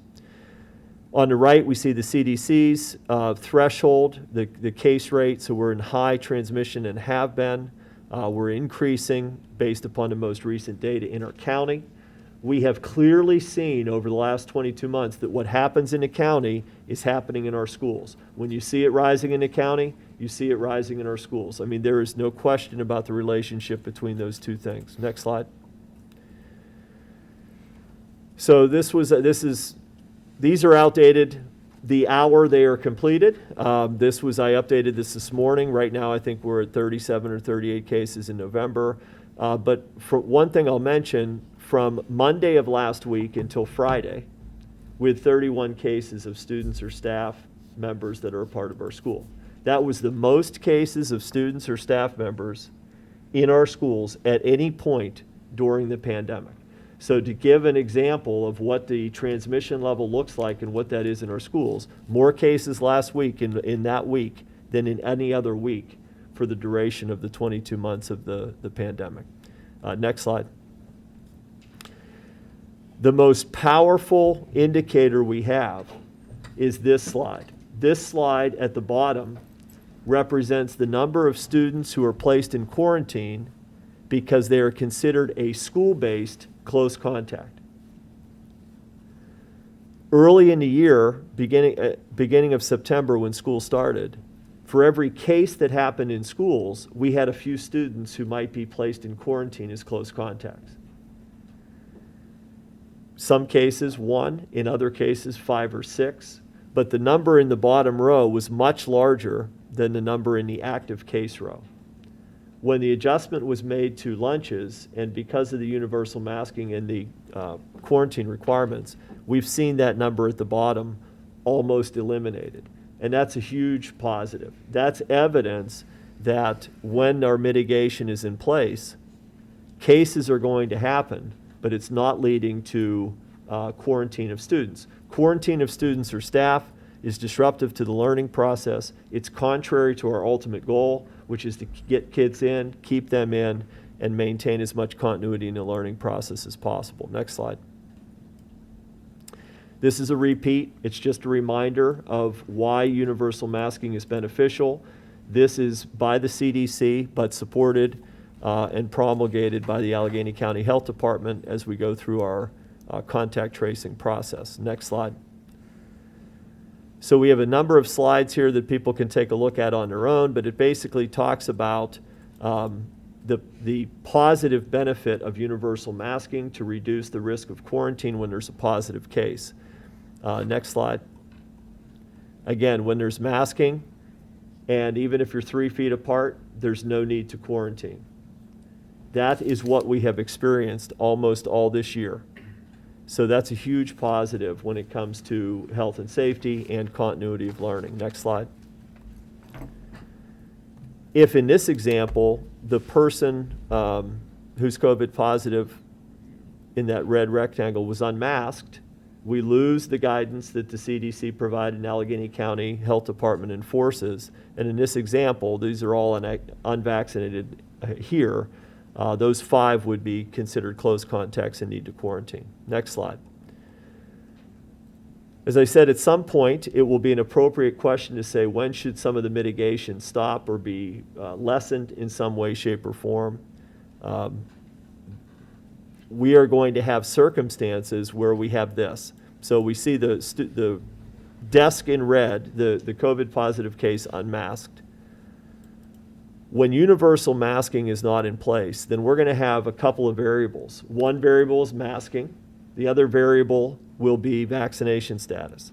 Now, as has been shared tonight by some of our speakers, 12 and older is the only place where vaccinated, fully vaccinated versus not exists. It's going to take at least through the end of December for those who are interested, 5 to 11, to go through that 5-week sequence to be fully vaccinated. But ultimately, what we see here is what I would describe, and our school nurses would probably agree, is an exponential increase in challenge operationally of trying to understand what's happening in the schools and what the contact tracing will look like. The complexity goes up so much with the additional variable to understand what's happening in each and every class or location within the school, to then ask questions regarding vaccination status or not, or to follow up on that as appropriate, and ultimately to communicate with the county health department and with families. So the reality of this slide is that if students are masked and vaccinated, again, there's being a close contact, there would be no real impact in that circumstance. If students are unmasked, then they would either be a close contact if unvaccinated, or they would need to mask in a circumstance where we were mask optional. And they would have to monitor symptoms, and if they became symptomatic, then they would need to quarantine. At any time someone becomes symptomatic, they would need to quarantine. So again, in this example, we have a positive case, 3 would need to quarantine, 2 would need to monitor.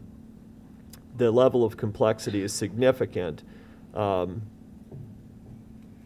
challenges that exist in managing this day-to-day while staying focused on learning for all students is already challenging and becomes much more so. Next slide. So again, our recommendation for this update and resounding feedback from not just the healthcare professionals who are part of our leadership council, but all members who participated in our most recent meeting is stay the course. The mitigation that we have in place has proven effective. Students are in school. When we talk to students, in most cases, they're just glad to be back and have it feel like not exactly the same as pre-COVID, but much, much better than last year. And they're engaging with in a social setting, they're learning, they're here every day. It's very positive. So stay the course is the recommendation, but we need to continue to monitor because again, ultimately this will be a local decision, and we have to still determine by what criteria we believe it's appropriate to make changes to that plan. The simplest example are things like transmission levels. In the summer, we were at low. We are now at high. So substantial and moderate are in the middle. But transmission level overall is a good indicator of what's happening in the community and would be a great first indicator to understand what's happening in this community. The cases within the district are another important measure. When we have a lot of cases, the decisions we make would impact a significant amount of quarantine.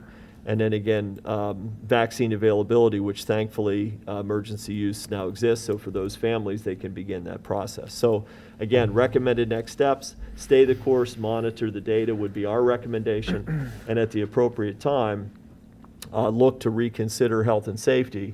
But we do not believe that that time is now. Thank you. Any questions?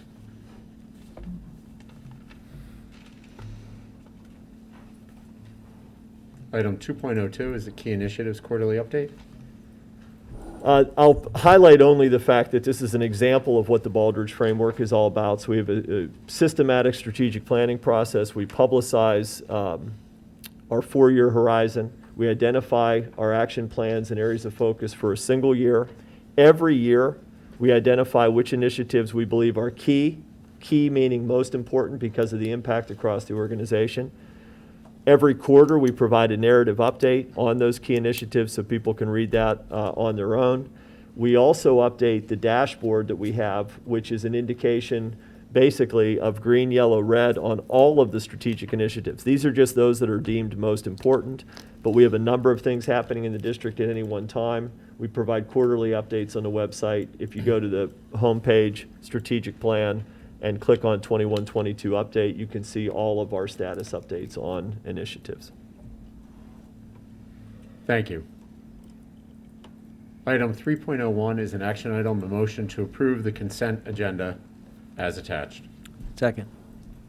Is there any discussion? All those in favor say yes. Yes. Yes. Yes. Opposed? Motion carries.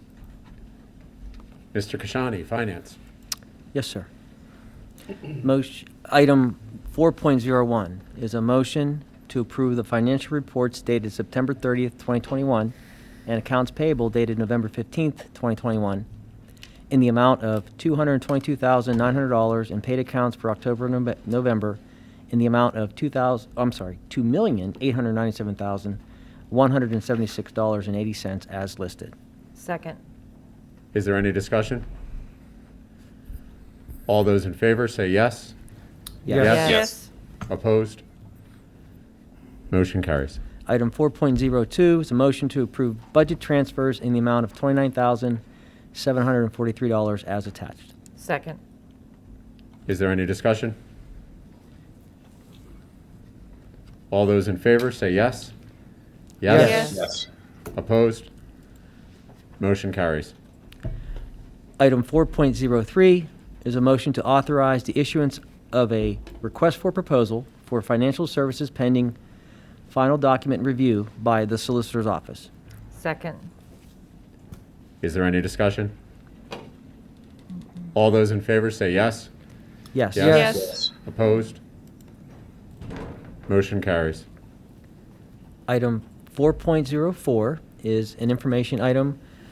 A reminder that we're having a finance governance meeting on December 13th at 6, and we'll be talking audit and budget for 2022. Thank you, Mark. My pleasure. Mr. DiTullio, Buildings and Grounds. Yes, item 5.01 is a motion to approve the crowdfunding request by Eden Hall Elementary PTO to raise funds for an outdoor learning center, which upon completion will be donated to the district by Eden Hall Upper Elementary PTO. And I'll look for a second and then we'll do discussion. Second. Motion's been seconded. Greg, did you want to turn it over to? Yeah, before we get into a lot of discussion, I'd like to turn it over to Dr. Justice and have her give us a little background, and then I think that would make more sense for folks to chime in with questions afterward. Absolutely. So thank you very much. The Eden Hall, as you know, is a green ribbon school. They've been aspiring to trying to improve everything that they have at the school, and bringing some of that learning outdoors is the next step in their mind. So in terms of this project, it would be a pavilion that would be able to house up to 2 classrooms at a time outside, so they could have plenty of space within this structure. In order to source the funds, which the amount that they anticipate needing to raise from the crowdfunding concept is around $66,000. $60,000 of it is the project itself. There is a 10% fee from the middle party, if you will, that would be helping to raise those funds. And we did a comparative analysis of the possible vendors to use for that tool. So many of them, they have timelines on how long you have to expend the funds that you actually get. The one that we are looking at, Adopt a Classroom, allows you up to 12 months to fully utilize those funds. for that 10% donation fee. There are others that only provide you 4 months to spend, et cetera. So we're hopeful that by taking, this is the first project officially that the Pine-Richland School District would take through this policy, the crowdfunding policy that we adopted just recently, to see if we were able to gain additional funding from others. It could be businesses, it could be those who are interested in outdoor education, environmental learning, et cetera, that might wish to provide funding for this, to support the project. So we're hopeful that this first test drive will be a beneficial one. We worked with Mrs. Kirk, obviously, to ensure that we're thinking of everything that we need to in terms of the auditing and all of those things as well. But in effect, it should be an outstanding project. The PTO is the organization, the umbrella organization who will be helping organize that. We are working with Mrs. London, talking to Prof to see if there's a way that they can become involved with furniture, et cetera, for the outdoors. So it'll be a joint venture of many things, all told, hoping to raise around $66,000 for this project. So, so Dr. Justice, you said that there's a 10-month limit on to expend the funds? 12-month, yes. 12 months, Yes. okay.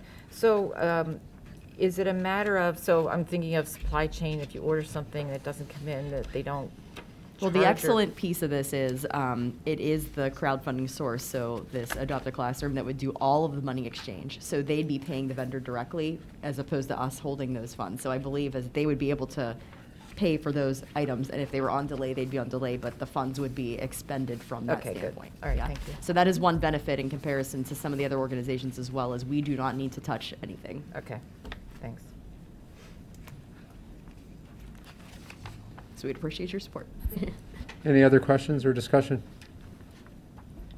Thank you for No, that explanation, and I think it's a fantastic idea. Yeah, I'll just say that I think this is a great pilot study, if you will, on this. I'm very anxious to see how this works. Provided that it's successful, there's a lot of other areas where this could be applied. So this is a very interesting and exciting project being undertaken, and I'm very, very curious to see how this is going to work out. Any other discussion? All those in favor say yes. Yes. Yes. Opposed? Motion carries. Item 5.02 is an information item, and Mr. Zimmerman discussed that the tennis courts vendors would like to look at rescheduling based on some weather. And I believe, is Mr. Zimmerman online over there? I can't see. I believe he was going to give us a bit more of an explanation of this. Yeah, he is not, but ultimately, when it was in the fall time period, we had some issues with drainage on the courts, if you remember, and that required us to make sure that we did the right foundational work and corrected that. By the time that occurred, we were reaching a point of wanting to compete, and then it was about scheduling the company to do the final coat. So long story short, the courts are playable. They were competed on in the fall by the girls' tennis team. The boys will be able to compete on the same courts as soon as the season ends, and then we get out of Western Pennsylvania weather. It'll be the right conditions for the final surface, and then we'll have the full warranty of that work based upon the outdoor conditions.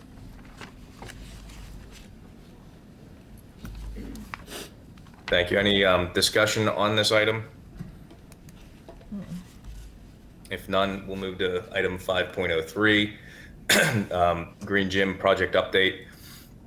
And this is upsetting but understandable that the district has decided to delay the high school main and green gym renovations until 2023. Admin can speak to this longer, but if you've seen anything going on or tried to order anything lately, supply chains are definitely interrupted. Not just the supply chains, but also labor force. This is upsetting because it's an exciting project. It's going to impact a lot of students, a lot of student athletes. It's a great project for us, but I think that based on everything, it makes sense to delay it. I don't know, Dr. Miller or Sure. who wants to take this. So Yeah, it's a perfect example. If we could say we're going to move forward and we will not be successful because we won't have all the work materials, et cetera, to happen. I mean, so the bottom line is this is just the circumstances that we're in. Just as a reminder, In 2016, we had the athletic facility study. There were a number of recommendations out of that study that then got folded into our 10-year capital funding plan. One example was the ram cage. When the ram cage was prioritized because it's a space that can be used during the day, outside of the day, by so many different teams and groups. And we're seeing that in action.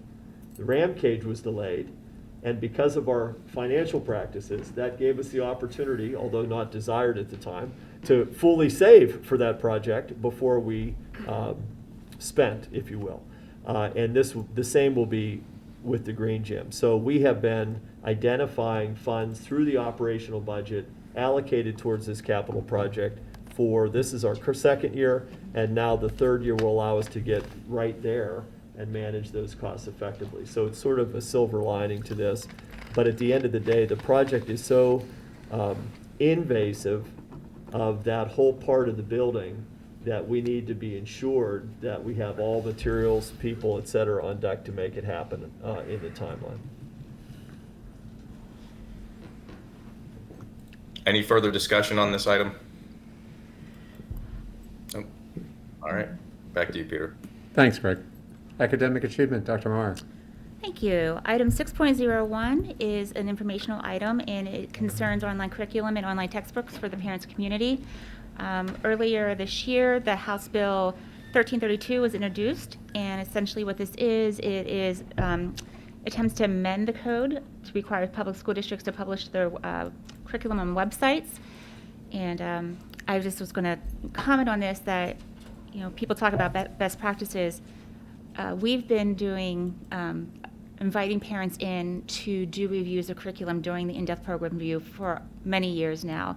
So we're actually ahead of the game in this. Parents can see the curriculum, parents can see the textbooks, and so we solicit feedback, we solicit input not only from the parents but from the kids, and that's not common throughout the state. So this is a good example of we are ahead of the curve, and I'm going to pass it over to Dr. P. Thank you, Dr. Meyer. So John's bringing up on the screen. This is something we are very proud of. Back in the previous strategic plan, the 2015 to 2019, one of our key goals was around clear, concise, consistent curriculum.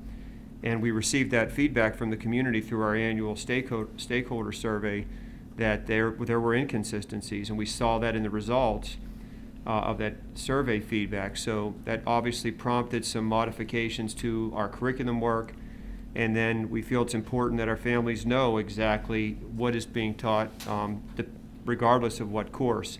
So from 2017 on, this has been available and again updated on an annual basis for our parents and anyone outside or inside the community to see what we are teaching. Again, a consistent framework was built for continuity, for ease of getting the information. So regardless of grade level, regardless of what course, if you click one of those courses, you'll see the title, the grade level, the length of the course, whether it's a semester, a quarter, or a year-long course. You'll see the primary resources that are used to support the learning goals. You'll see all the units of studies. That's a good example right there, units of studies that are the primary study within each of the course. You'll see some information related to the assessments that are tied to that course, whether they are standards-based or they are curriculum-based assessments. And then you'll see a brief overview and description of the course. That then links to what we have as online textbook resources. Nowadays, if you purchase a textbook, we still value hard copy textbooks. Our students have been loud and clear. They like to have a hard copy in their hands, but they also like the convenience of having an online resource for wherever, whenever, as long as they have internet access. In some cases, you can download the book and you don't even need internet access. So we built this site out in 2017 and have continued to update it as well. It's a wonderful resource for parents that, hey, what book are you using in this class? Let me look through some of the content. The password and username and password naming conventions are listed there. So it's an easy way to interact with your child and find out exactly, what information is in the textbooks that are supporting our written curriculum. So when we hear about things like Dr. Meyer mentioned, some of the conversations happening at the state level, again, you'll hear different sides to whether that's a good or bad idea. but we feel like we were ahead of that and valuing our curriculum, making sure there was clarity and consistency for the sake of our students progressing through each pathway, but also for the value of our parents to be able to see exactly what units of study are being taught within each course, and those high-quality resources that this board and community has supported through the annual purchase. We put around $500,000 aside every year for new resources, and in many years we have used all those funds.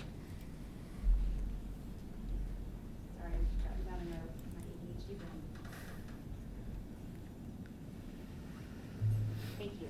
Item 6.02 is a middle school library update. This actually, I am one of those group of people. You mentioned books, you mentioned reading, and I just get over the moon. And this is a really exciting project. Sorry, Greg, I forgot to turn my mic on. But this is a really exciting project, and the work they're doing is just phenomenal. So I'm going to pass it over again to Dr. Pasquinelli. We do want to share this brief video with you. It was put together by Kristen Rowe. She is our middle school librarian, and Bill Clax, one of our communication experts that helps us to develop some of these resources. But what's important, I think, for our board and community to hear about is, we talk about in-depth program review studies and then the recommendations that come out of it. And that's a lot of nice words and things to talk about, but ultimately it matters what happens with kids in schools that we care about the most. So what's the impact on the children? And I think this video does a nice job of showing how it came out of an in-depth program review study. Things happened, and now it's impacting the lives of our kids at the middle school every day.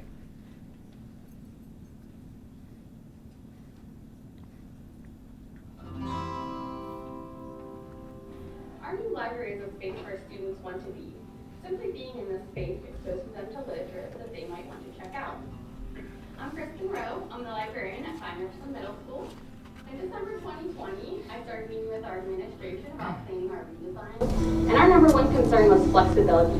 We wanted to have a space that would be able to accommodate learners in all different sizes. So everything from an independent student working here on an independent project to small groups working here on projects or tutoring, to full class sizes or even 2 or 3 classes at a time, up to a whole team. Our whole faculty, because we don't have a large group instruction area, so we wanted to be able to accommodate that. Events such as the history fair, our author visits, and our previous library didn't really allow for that. Everything was fixed, so we couldn't really move things very easily. In our new library, everything is completely flexible. Everything from the chairs and the tables to the shelves that the books stand on, they can all be moved because everything is on wheels. So we can accommodate small classes and large classes. We can even move the shelves out of the way so that we can have a large group in here as well. We also have items like dividing whiteboards that we can move in between sections so that we can parcel off small groups too. When we started discussing our redesign, a big part of it also came from our action goals from our in-depth program review, which occurred in the 2019-2020 school year. We wanted to make sure that we accommodated the American Association of School Librarians Competencies for Learners, also known as our shared foundations. These are inquire, include, collaborate, curate, explore, and engage. All of our learners should be able to do all these activities in our library space, no matter what that looks like. That might look like small groups working on projects, it might be large group instruction, it might be simple personal project exploration, independent reading, all types of things. When we decided to go ahead with this project, we did a lot of research. We studied exemplar libraries in our region, and I interviewed librarians who had been through this process before. I also attended many PD workshops, professional development workshops, and I met with multiple vendors. This also required a collection analysis. Our collection last year was a bit outdated. The average age of our books was a little bit older than I'd liked it to be. So that required an analysis, finding out which books had circulated a long time and which were outdated. Our collection analysis last year and our new shelves this year have contributed to a 135% rise in our circulation from the first 2 weeks of school last year to the first 2 weeks of school this year. I attribute this to 3 things: proximity, visibility, and accessibility. Our new shelves are more accessible. They're shorter than our old ones, and the curved sides allow for the spines to be more visible. And with collection analysis last year, when we got rid of books that were outdated, makes the newer titles more visible and more attractive. Technology was also a huge consideration when we were doing this project. We knew our students would be doing one-to-one with Chromebooks, so they would need the power and the mobility to support that. When we installed our carpet, we threaded power underneath it, so there are ports all over the library where students can charge their Chromebooks. We also removed our standard desktops that were in here because students no longer needed to be sitting in one place on a stationary computer. We reserved 5 of them for printing needs and things like that, but now that students have Chromebooks, they can work on their computers anywhere in our library space. This project was a huge undertaking, and I wouldn't have been able to do it without a lot of help. First, our administrators were a huge support. Dr. Christophic and Mr. Minzinger were a huge supporter of this project, as well as our central office administrators. Mr. Zimmerman was also a huge help to this project. He's our director of facilities, and his maintenance people and custodial staff were a huge help getting this done over the summer. I'd also like to thank our student teaching intern that I had last spring, Olivia Larson from the University of Pittsburgh. She will help a good deal with the collection analysis and moving everything to get it ready for the redesign.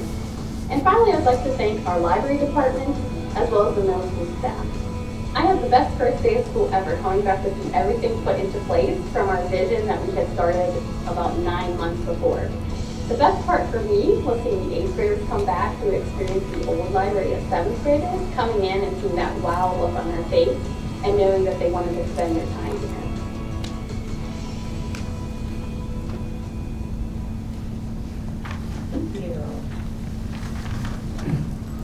And our last item for our academic achievement is 6.03, and it's the most wonderful time of the year because I am a geek and I get all geeked up about this stuff. It's our academic achievement committee meeting, or governance meeting. This is where we get to talk about how our students are doing, what's going on with our academics, and if you haven't been one, I highly encourage you to come because we are doing great things in the school district. So that will be Thursday evening, November 18th, 2021. It does not follow a board meeting. It's an off night for the board, so it's just the academic achievement committee. Thank you. So we can go as late as we want. When we see it. Mrs. Rowe. I have one information item, 0.701, the information about overnight out-of-state trips.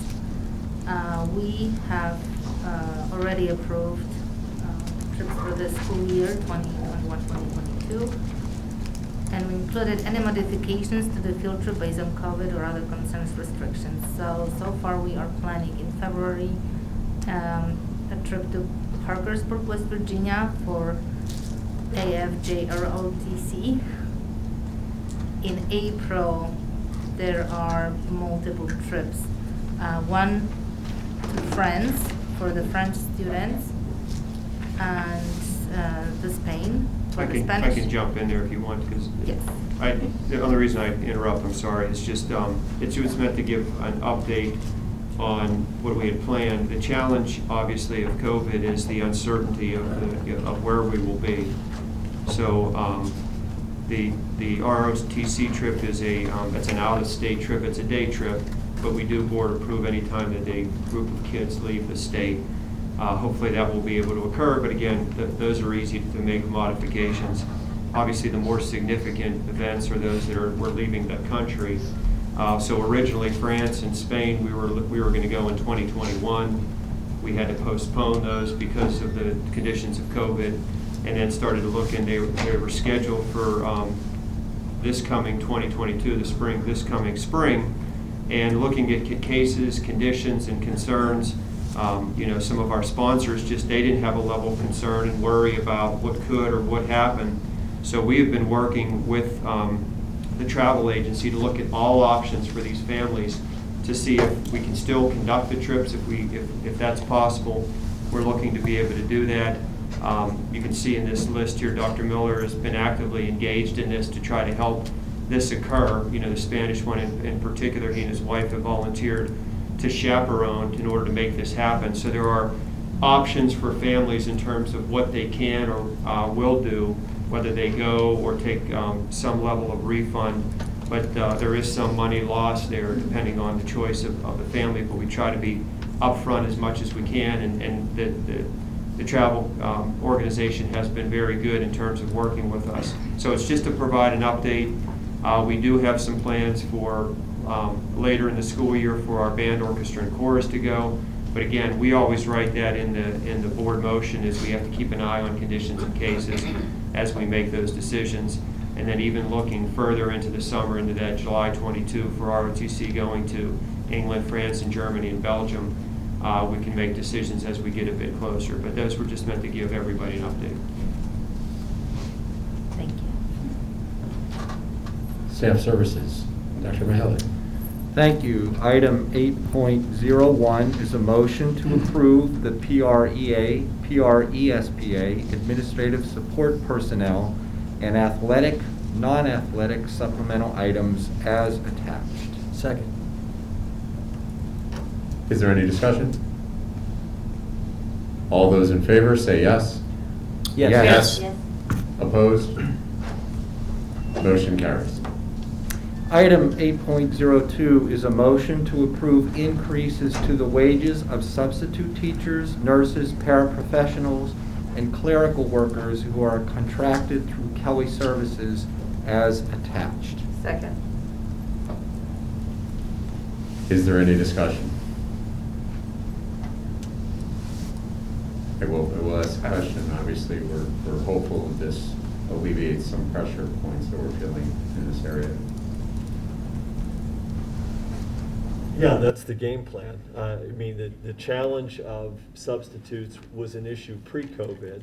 It continues to be a challenge in a variety of positions. One way we try to address that is reducing the need for subs by better managing activities that occur within the district.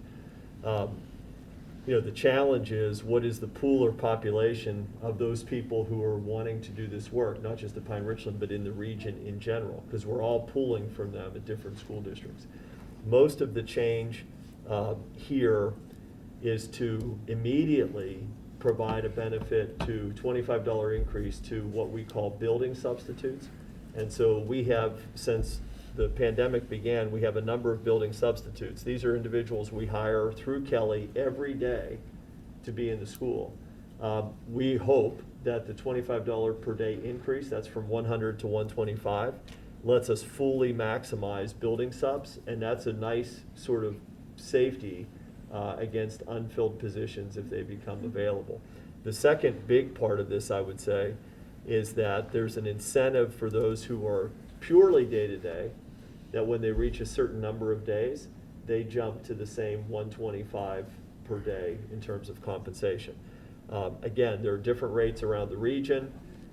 If the rates increase of all the schools in the region, but the population of available subs does not change, then it's sort of a chicken and egg kind of conversation. But we think this is appropriate, along with other strategies that we have. We think it's a part of a comprehensive approach. So this is not a knee-jerk reaction. This is definitely a thoughtful, researched consideration. But I can't promise it will alleviate the problem, but it should certainly help.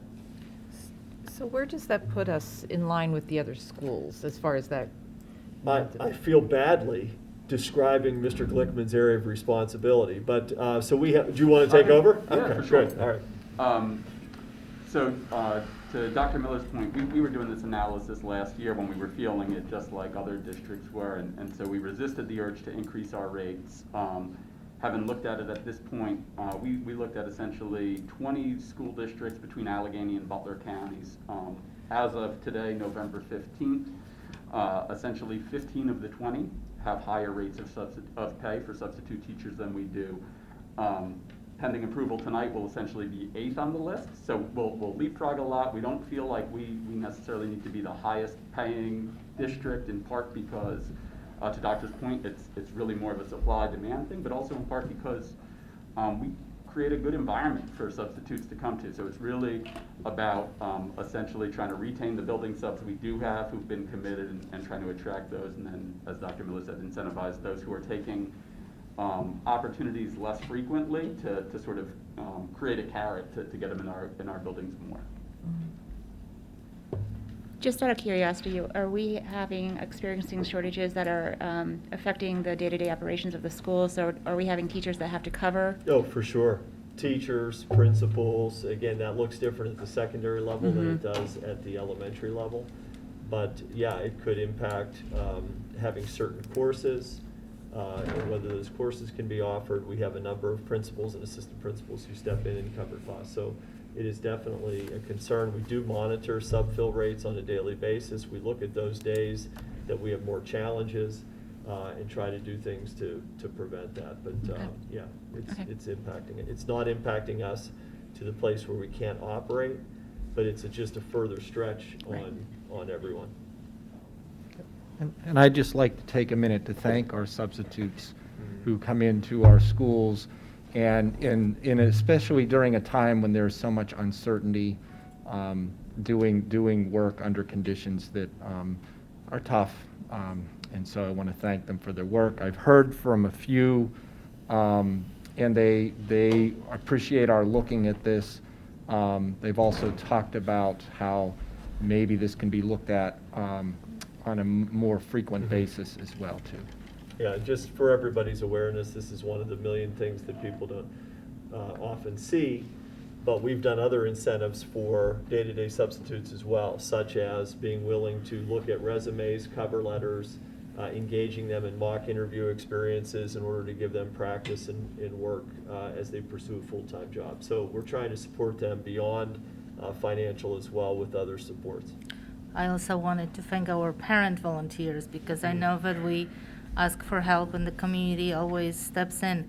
So I know that there is a number of people helping with the cafeteria, with lunches, and also like a short-term substitute. So thank you to the community.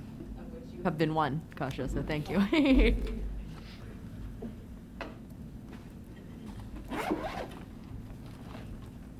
Any other questions or discussion?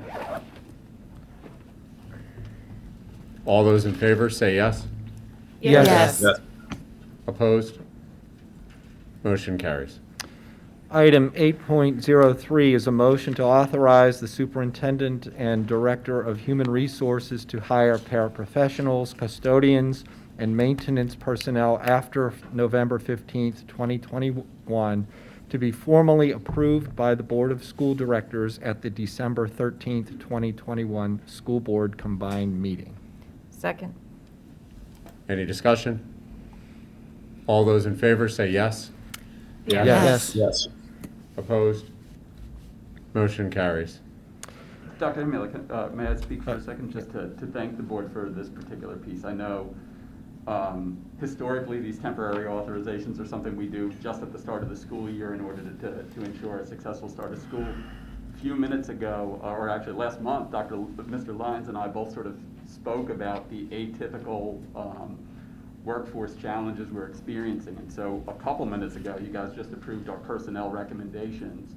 There's actually 2 paraprofessionals who, based on the temporary authorization last time, were able to start. They've had 2 weeks to the day serving students in Richland and the middle school. So thank you guys for that. It's super helpful for kids. And just as a quick update, a lot of what we've talked about is trying to recruit individuals within our geographic footprint.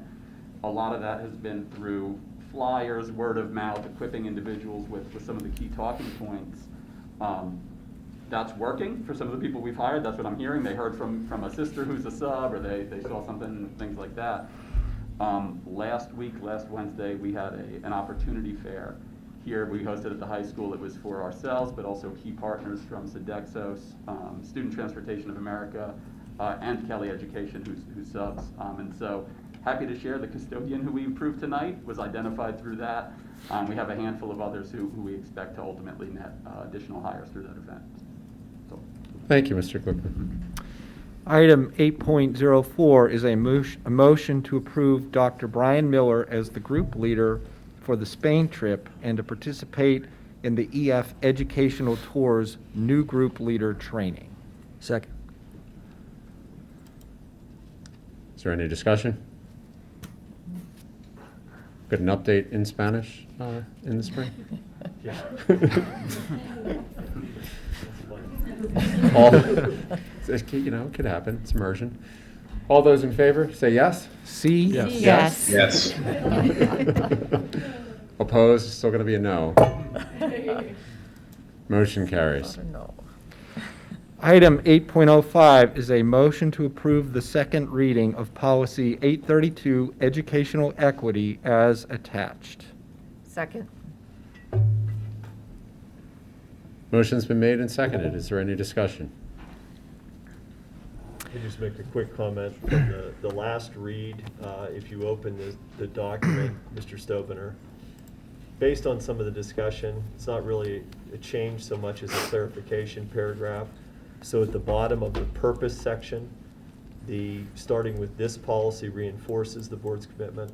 That was added just to provide further clarification around the purpose of this policy based on some of the discussion. The second thing I wanted to mention is in public content. Again, I think there's some misunderstanding around the policy, and so one of the ways to sort of drive through that misunderstanding was to specifically identify what are the areas of focus that would occur with the passage of the policy, and so we have bulleted a list of those that would be for 21-22 based upon Policy 832. Thank you. So, yeah, I mean, okay. we'll probably have some discussion on this, but I just want to note everybody that stuck around to hear that this whole time. I really appreciate that. Is there a way maybe we could bump key items up so they don't have to wait as long? I know I'm super OCD as well, but it would just be nice for certain items if people could hear a dialogue and not have to wait 2.5 hours. I'm committed to that for the duration of my tenure, Matt. Okay, cool.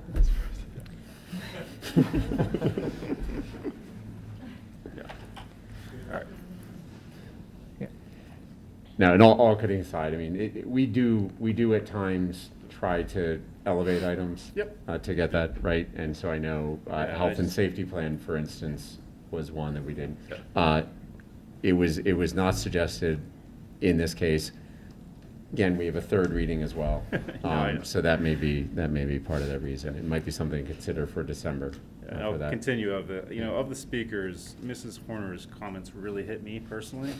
I think it's really saddening that these types of things are still happening. I'm biracial. I don't really look biracial. My sister does. She went through a lot growing up. Stories that just drive me crazy. I mean, I went through a lot. It's just really heartbreaking that this stuff is still going on. And, this bill as it is just kind of a framework. Really, the new board is going to have to implement and actually have the teeth and do something.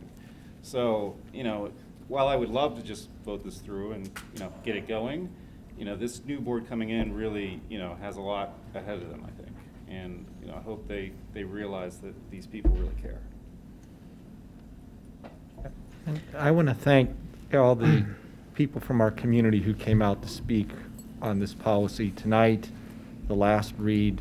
Really appreciate your feedback and comments. You provide some really thoughtful perspectives on this, and it means a lot to us to hear that. So thank you very much for taking time out of your schedule to come here and share your thoughts. So the stories are heartbreaking. Matt, I agree. But I don't think that's what Policy 832 is about. When you strip the emotion away, I have to ask myself, do we need this policy? And so if you'll allow me to at least explain, and I'll try to get into some of the specific wording that I have an issue with. I do not see enough change in the wording to support it. So on the second read, I will be voting against it. And now there is still one more read, so I would like to find reasons to support it. But again, if you'll just give me a couple minutes to explain my logic. So do we need a policy for non-discrimination and equal opportunity for all students? We have one of those already. It's Policy 103. In that policy, we state, the board declares it to be the policy of this district to provide an equal opportunity for all students to achieve their maximum potential through the programs and activities offered in the schools without discrimination on the basis of race, color, age, creed, religion, sex, sexual orientation, gender identity, ancestry, national origin, marital status, pregnancy, or handicap/disability. The purpose of 832 starts off Well, the board adopts this policy to prioritize the principle of educational equity, new term, through the fair and just allocation of resources, opportunities, and treatment of students based on each individual student's needs. I can support that, each individual student's needs. That purpose should be in 103. In 103, I'm sorry, in 832, there's another statement. It's the paragraph titled Authority. This board is committed to the provision of an equitable education system that reflects the principles of fairness and justice for all students, regardless of all those things. So I ask, why do we need that if policy 103 is working? Or if we're actually doing what 103 says. So I'm just trying to reconcile those two things, and I'm having an issue with that. So why do we need a new policy to state essentially what policy 103 is stating? And if we really have that issue, this should be in 103, whatever we're trying to do. So let's move on to some of the definitions. Achievement gaps. This is where 832, in my mind, starts to go horribly wrong. Achievement gaps are defined as differences between groups. So we now shift from individual students to groups. Opportunity gaps. Differences, opportunity gaps shall mean disparities in the delivery of certain things between and among different student groups, leading to certain outcomes. And then this is the one term that, even though we define it a certain way that sounds really good, it's not really what it means. And I think this is where those that oppose this in the community are probably latching on to this. And that is the phrase social justice. If you look at our definition, it's really not how it is defined by those who developed the term. It's a very different meaning to those that actually developed the concept. In the Oxford Dictionary, social justice is at the level of a society or state as regards to the possession of wealth, commodities, opportunities, and privileges. See distributive justice. Social justice has evolved to generally mean state redistribution of advantages and resources to disadvantaged groups to satisfy their rights in social and economic equality. That's a problem. State redistribution. So social justice is not a hard issue.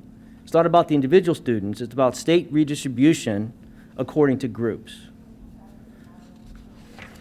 And just to cap it off, I know I'm a white male, so I might perhaps lack credibility in some eyes. So let me just quote, these aren't my words. These are Condoleezza Rice's words. If you don't know who she is, then you're probably even more off the grid than I am. My parents never thought I would never grow up in a world without prejudice. But they also told me that's somebody else's problem, not yours. You're going to overcome it. And you're going to be anything you want to be. And that's the message we ought to be sending to kids. One of the worries that I have about the way we're talking about race is that it either seems so big that somehow white people have to now feel guilty about everything that happened in the past. I don't think that's very productive. Or black people have to feel disempowered by race. I would like black kids to be completely empowered to know they are beautiful in their blackness. But in order to do that, I don't feel we have to make white kids feel bad for being white.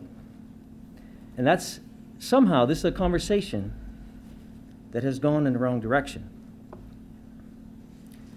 My words now, policy 832 is that wrong direction. Mark, just a point of order. The social justice definition can just be stricken. The word social justice appears nowhere else in the policy. It's just a hangover from other things in the policy. Then we might as well define what the word intrinsic means there. It's just a definition hanging out there. So we can strike that, I would say, first of all.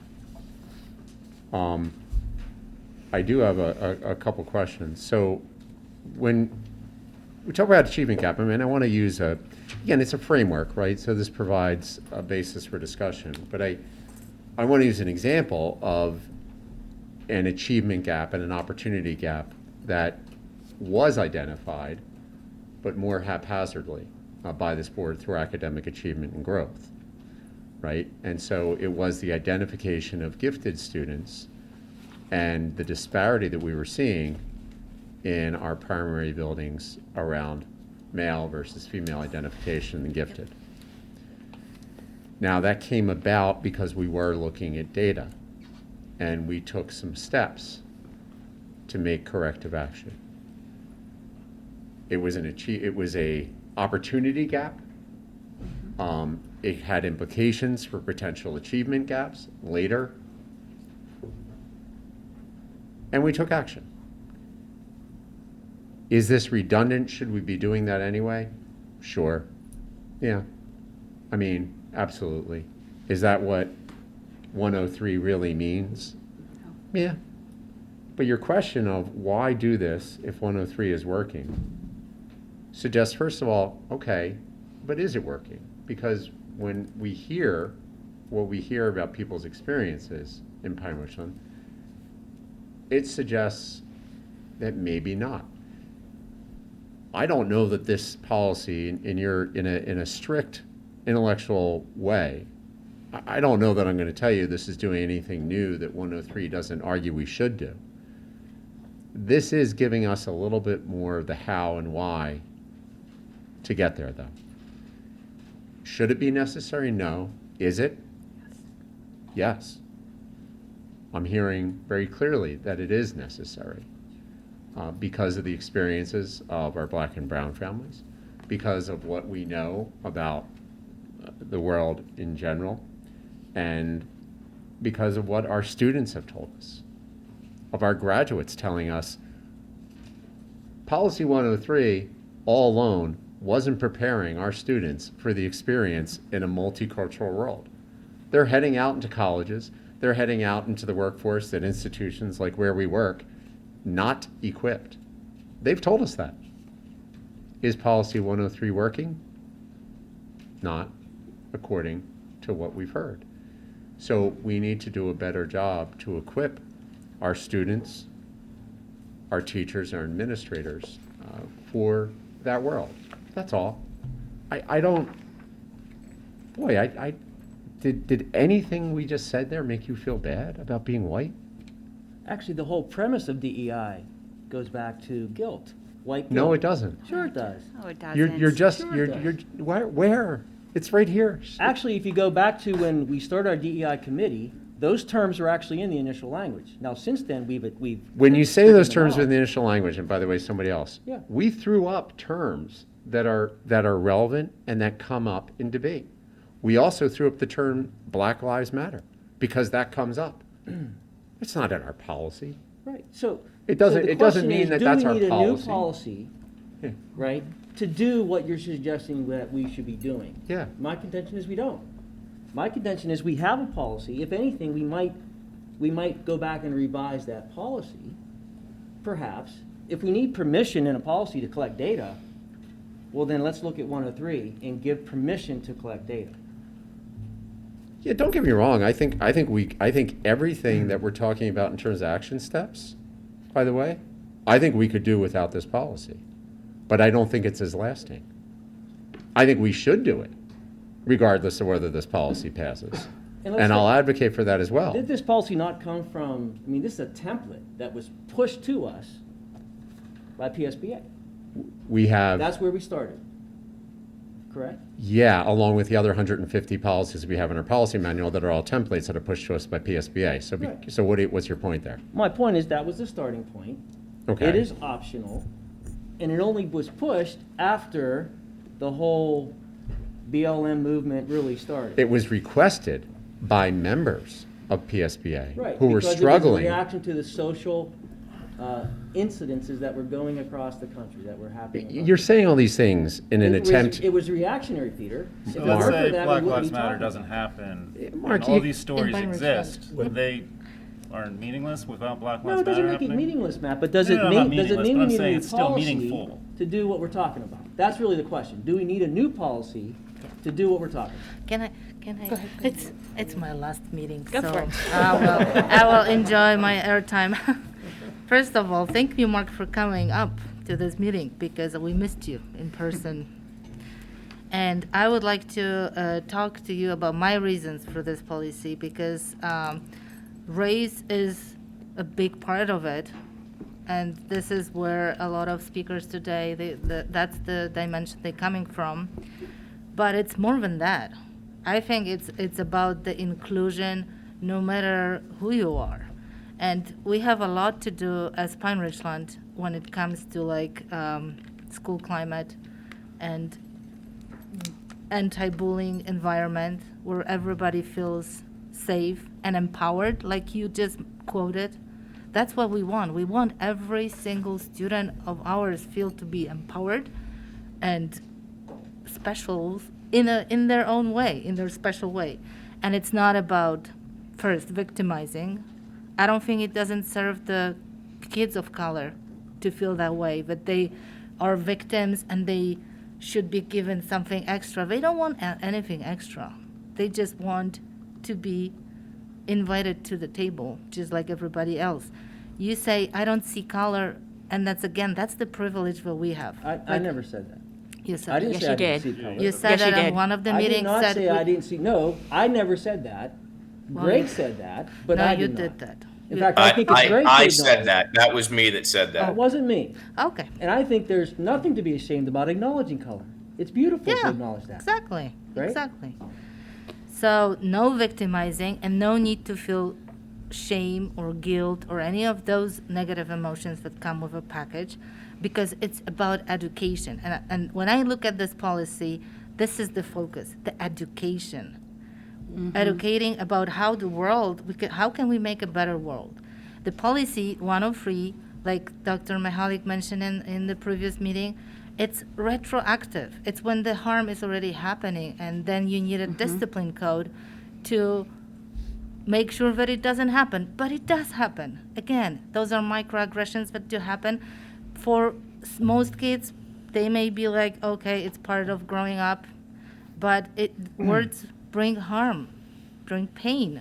And this pain should be acknowledged because it's not your pain to judge that it's not worth to talk about. So I don't want to see the victims, and I don't want to see the people who feel shame or feel like something they need to do something. All we ask is like, let's focus on building this better community, this better world. And yeah, the high expectations. So I feel like the positive school climate, there needs to be more attention across the school district with students, with teachers, with families, with volunteers, with coaches, with anybody, just to be focused that this is the world we want to live in. Why do you think this is threatening? Because the way I see the policy is like we are opening the door. Like nobody really knows what's behind the doors. Like people have some conspiracy theories what it may be depending where they're standing. Like I see the good things, you see something that is not that good. But like Peter said, the real work, it only will begin in what is put into order, into work, into regulations, in what are we measuring. Like, you know, the example of girls in high-level math and science, you know, that's also one of the issues that can be caught and, you know, analyzed. Why is that? Another issue is, for example, like how the students are growing, because we have high-performing students and they score high on the scores and grades, but then we still want to see them grow even higher in different levels. I think this is not a policy that is meant to divide us. This is the policy that is meant to bring us together, it just became politicized and just completely misunderstood. Okay, And so look, May I have a chance? we're talking about this read, okay? You guys can vote whatever way you want to vote. As it's written, I can't support it. And I've given my reasons. We can agree to disagree. This policy, we don't need to accomplish what we're discussing, is my point. It's a layer, another layer of policy that is unnecessary to accomplish what we're talking about. We could modify 103. If we need some language to add to the framework that we already have, we can do that in 103. So I think both Peter and Kasia. I don't know who's speaking. Could you please turn your mic on? Sorry. It's all right. Come in person. Thank you. It's Carla. I think Peter and Kasia both gave very good reasons why this policy is needed. We all want our kids to be successful in the world. I have a student still at Pine-Richland. I have a student in college. They, and Peter, you're correct.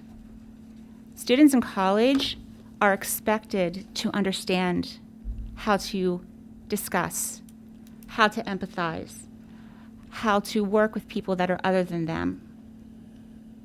They need to see, to prepare them, success stories of all people, whether they are Jewish, black, white, Muslim.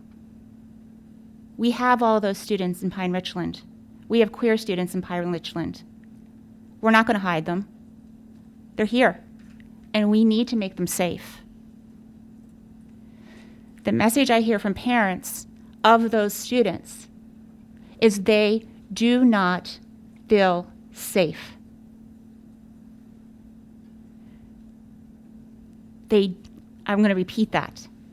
The message I hear over and over again from parents who come to me of students with diverse backgrounds do not feel safe. Kids make jokes. I hear it at the football games. Kids make jokes about gay and use homophobic slurs. And then they gaslight and say, just joking, I didn't really mean that. That causes harm. Lifelong harm. Just because you don't believe in your particular religion that these lifestyles are okay doesn't mean they don't exist. Doesn't mean these people have less rights than you. And they don't deserve a safe school. And that's what 832 works on.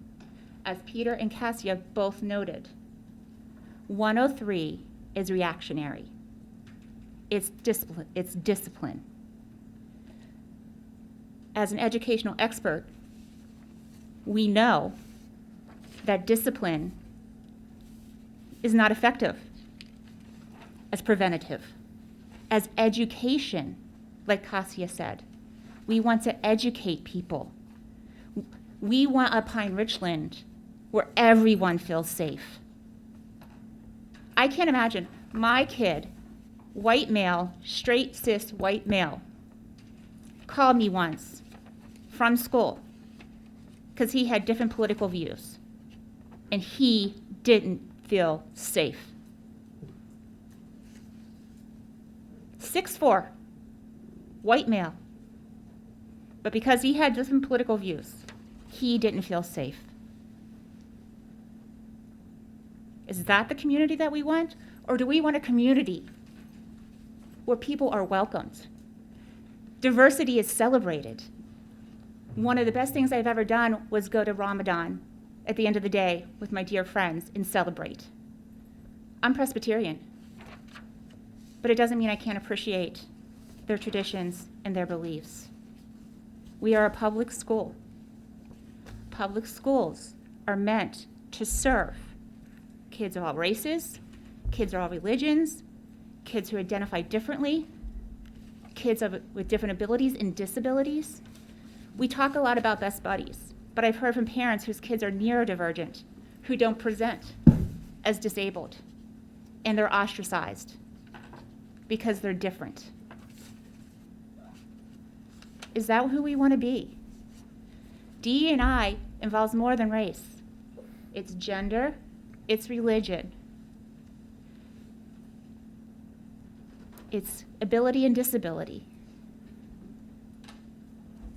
and ethnicity as well. Language. The United States is the only place where we don't celebrate the ability to speak 2 languages.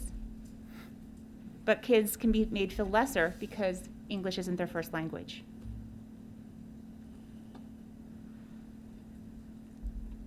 The importance of 832 is it's preventative, it's educational, it is to help people live experiences they might not ever live.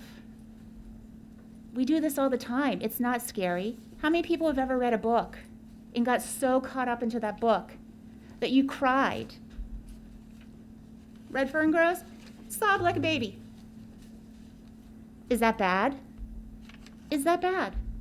As a reading expert, no. It means you're comprehending the book on a whole different level. It means you really get it.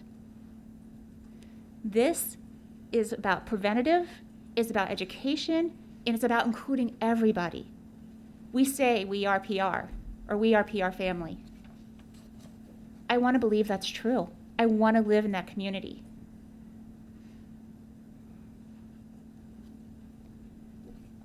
And so I think 832 is important to create that environment, to give kids a safe space, because we also do know from educational research that when kids feel safe, their academic achievement does grow. And I also know from educational research that DE&I motions actually do improve math scores. There's research that shows that.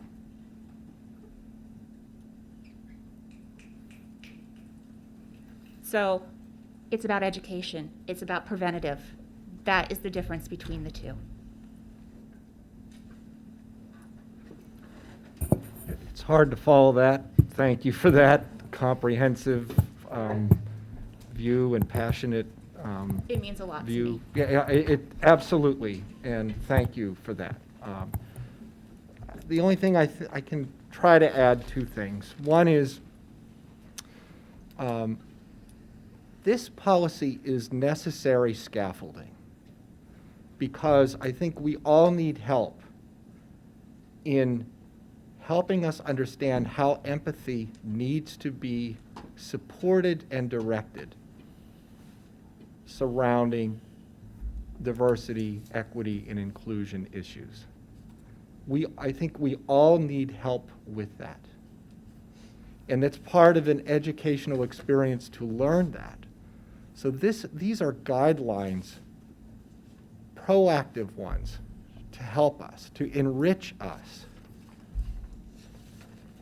The other thing I just wanted to add was I did postdoctoral work at University of Pittsburgh, where I spent hundreds of hours in different school districts around the country, doing very in-depth match group studies of how students engage in learning, specifically science learning. And we designed curriculum to try to reduce achievement gaps because it's set up in ways that helps align something as a concept like Ohm's law in electricity, where many students struggle with, why is this even relevant to my life? But designing curriculum that starts with people's needs and connecting those needs to learning outcomes. And we saw huge gains in learning by paying attention to those needs. And many of those needs align with the DEI concepts that we're talking about here. And this is something that I was fortunate enough to be able to publish. It's been cited hundreds of times in the Journal of Engineering Education. And so, I view this not only from the level of guiding empathy, but also from practical implementation in the classroom that I have seen again and again, hundreds of times. And that's why I support this.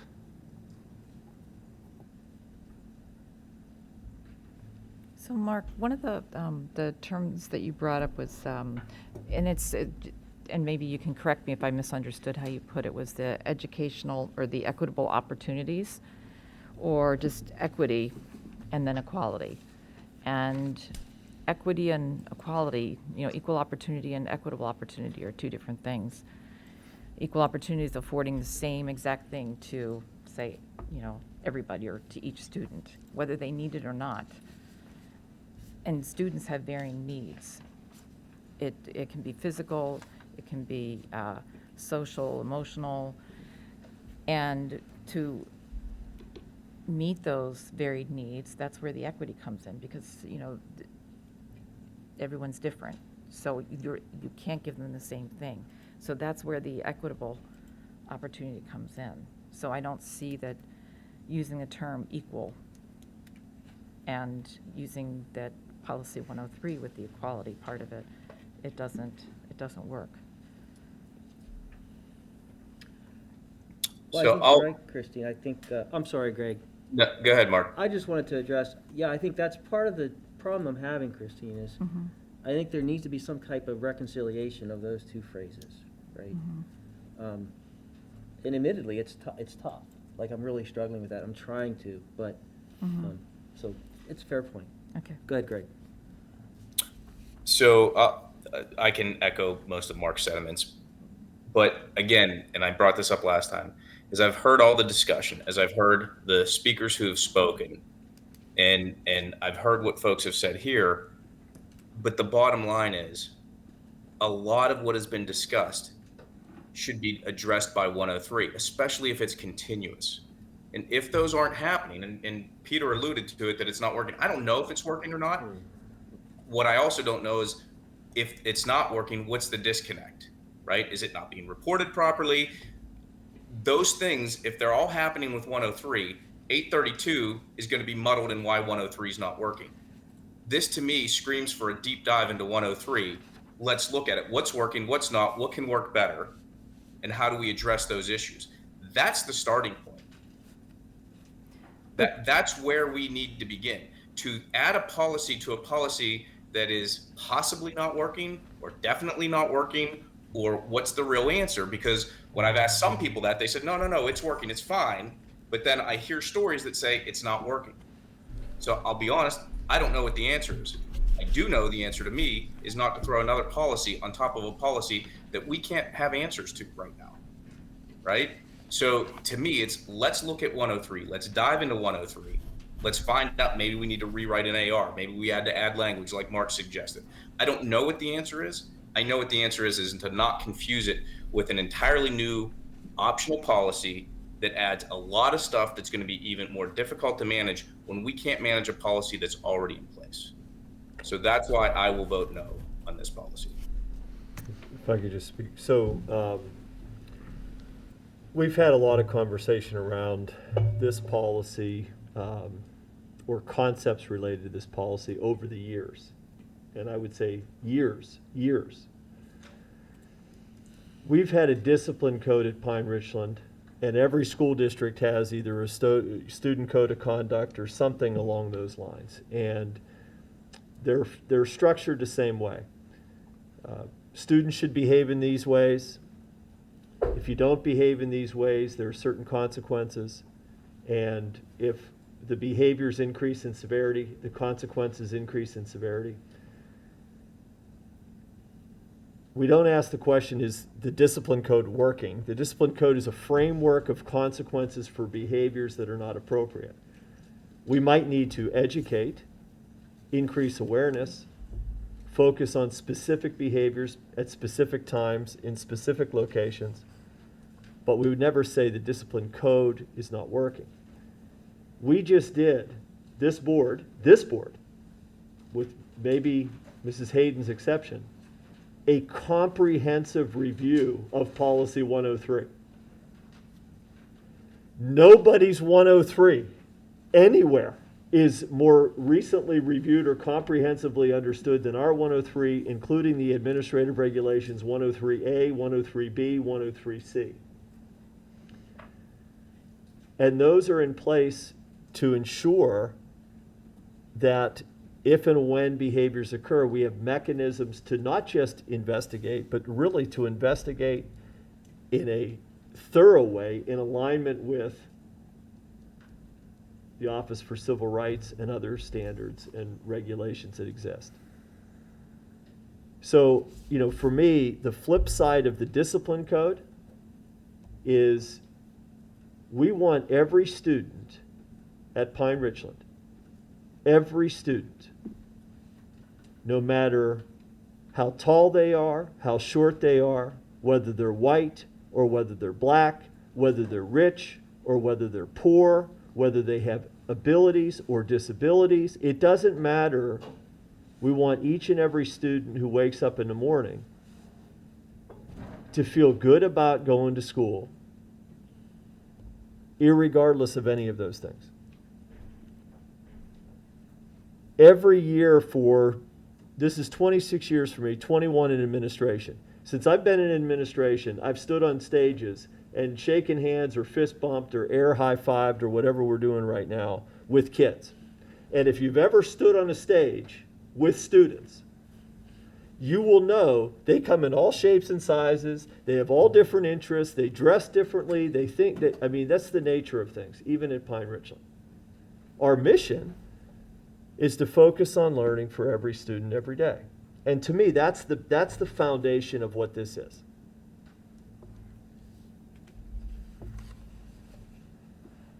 .103 is about when people try to go after somebody for some reason, what are we going to do about it? When I arrived in 2013, I had focus groups that I met with of students, staff, parents, individual meetings with school board members. One of the things that I specifically recall from my student focus group meetings when I arrived was the PR bubble. Now, every community has a bubble. That's the nature of living in a space. You get used to what's happening wherever it is that you live. But that idea, as referenced by Pine-Richland High School students in 2013, was that because of our community, the students expressed the fact that they did not feel like they understood or were connected to diverse experiences, backgrounds, to prepare them for when they left Pine-Richland to be successful. Not my words, their words. Some manner of the PR bubble has emanated throughout the years. And again, you could go to Fox Chapel and hear about the Fox Chapel bubble. You could go to another school and go to, this is the nature of which it happens. So what does that mean for us? It means that we look at our practices, we look at how students are learning and performing, we look at what they're telling us about their experiences. And 832 is helpful in the sense that it positions the policy-making entity, the governance board, in signaling to the school district that we want to meet the needs of varied students. That's what's addressed here.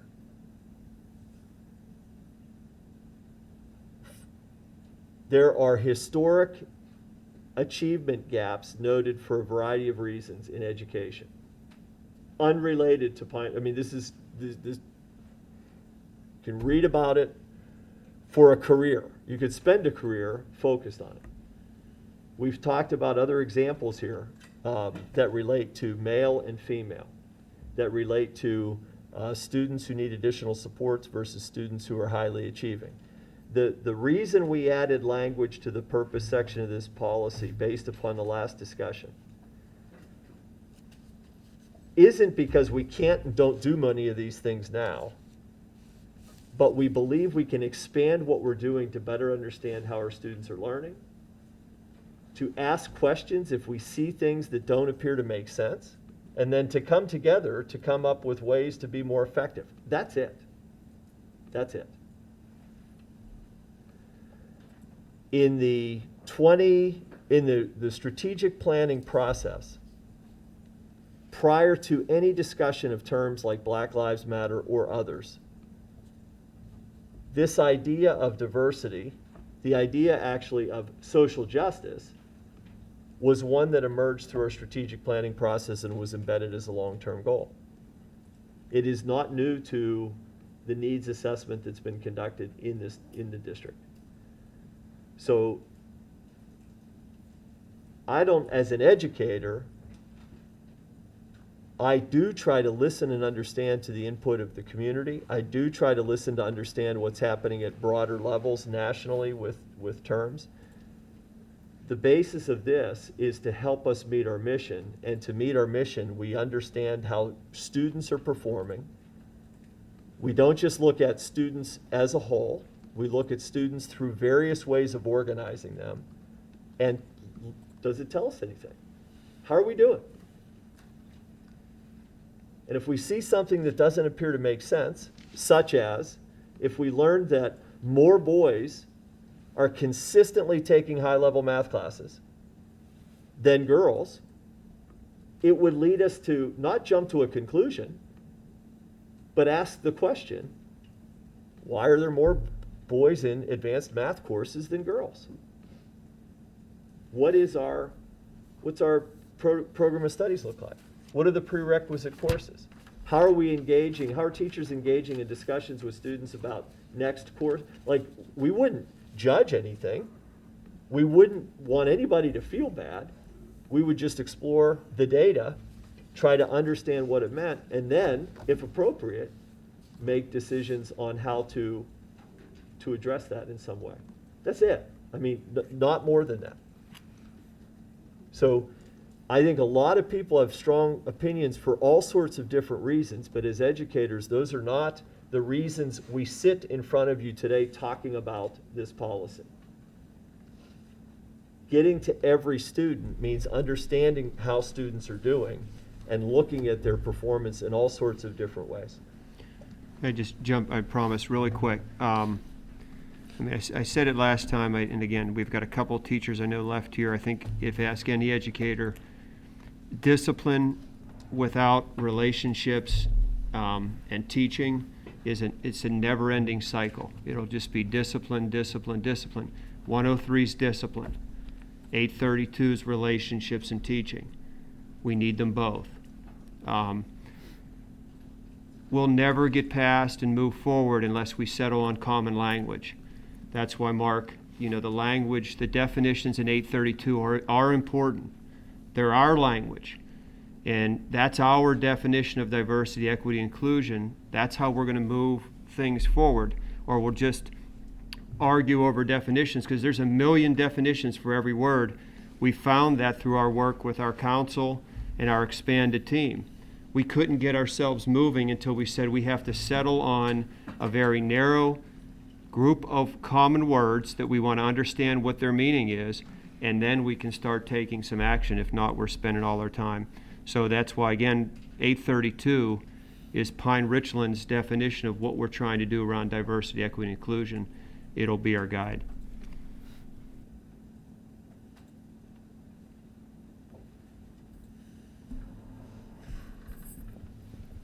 As a reminder, this is our second reading. Between now and mid-December, we have an academic achievement and growth report and a reorganization meeting, so this policy will reappear in mid-December at December 13th. Any other discussion?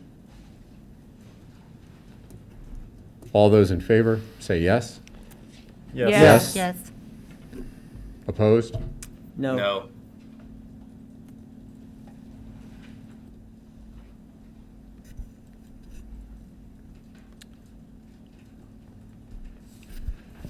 Mr. Moy, Operational Services.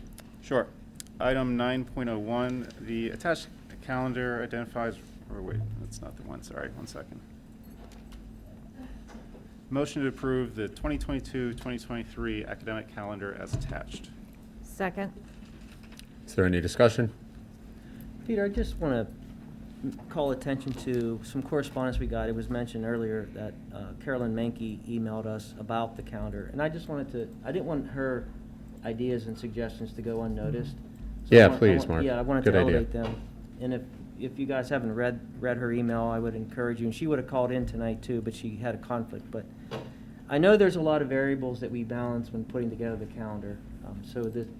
I know we can't incorporate necessarily her ideas into this next year's calendar, even the year after that, but just longer term, I think she brings up some good points, really thinking of the students, from the students' perspective, how they might benefit from doing some things differently within the school calendar. So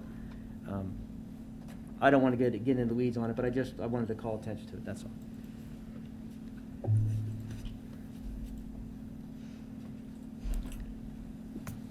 Any other discussion?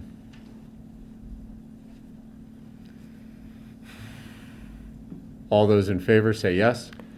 Yes. Yes. Yes. Opposed? Motion carries. Item 9.02 is the 21-22 weather closure contingency schedule. Anyone want to, yep. Sure, thank you. The calendar that you just approved and the one that was approved a year ago has some contingency plans in it in terms of makeup days. Technology has given us more flexibility, the experiences that we've had through the pandemic on how to adjust if needed, if there's a weather-related closure.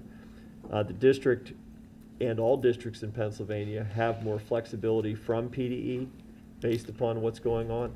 And Pine-Richland does a couple of other things. One, we had a proposal submitted and approved for flexible instructional days to make decisions. And we also submit through Dr. Justice Act 80 days, which allow us to, for certain in-service professional development activities, get credit for the day and hours that are associated with that in the event that we need it. So we have a lot of contingencies, but ultimately learning is around instruction and interaction, and we want to value that as well. So what we're suggesting here, and we would need to again talk through this, but this is the appropriate timeline. If we have a weather-related closure, our suggestion, our thought is that the first time that happens, there's opportunity to celebrate. This is that when the call goes out, this is the Pine-Richland School District Director of Communications, Rachel Hathorn. When that call goes out, it is cause for celebration. Our students, especially our older students, know her name.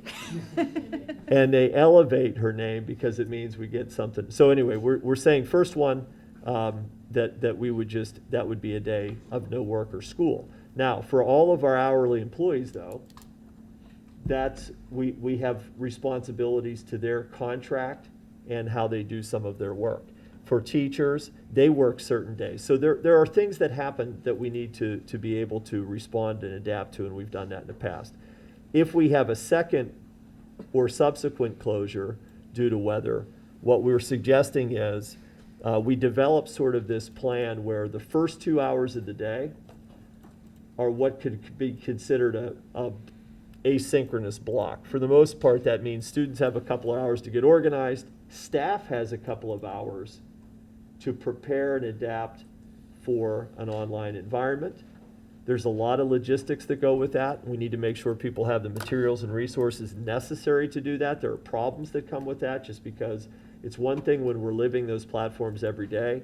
It's another thing to just be ready in the event of weather. Sometimes we know weather's coming, but sometimes you wake up and it is unexpected. So again, this is the game plan. As long as there's general support for this, it's not an action item, then we'll continue to work with our Teachers Association, and we'll communicate with our families and make it happen. Sounds good, guys? Okay.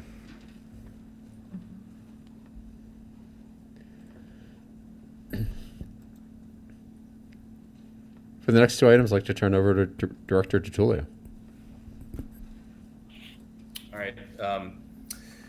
Item 10.01 is a motion to approve the immediate removal of all masking requirements for students, staff, visitors at the buildings at Pine-Richland School District upon approval and after December 6, 2021, which 10.02 will talk of. Masking will be parental choice or the choice of students, visitors, and staff over the age of 18. Second. Is there any discussion? I would just like to point out that I believe it's, you can probably correct me I'm wrong here, in I believe it was 1905, give me a second, Justice Harlan ruled that public health precludes the individual right. It was a Supreme Court ruling in 1905. This one in particular dealt with vaccinations. But the essence of this is the idea that when there's a public health issue, the good of the public outweighs the individual right. I can put this in more modern terms with smoking. I remember growing up and going to restaurants and there would be smoking sections. Well, science advanced and we learned that secondhand smoke can really harm you. And so public health took precedence over individual rights. And now there are no more smoking sections. We know from the CDC, we know from others, we had an expert here, someone who actually does mask research, come and speak tonight. And he says masking works.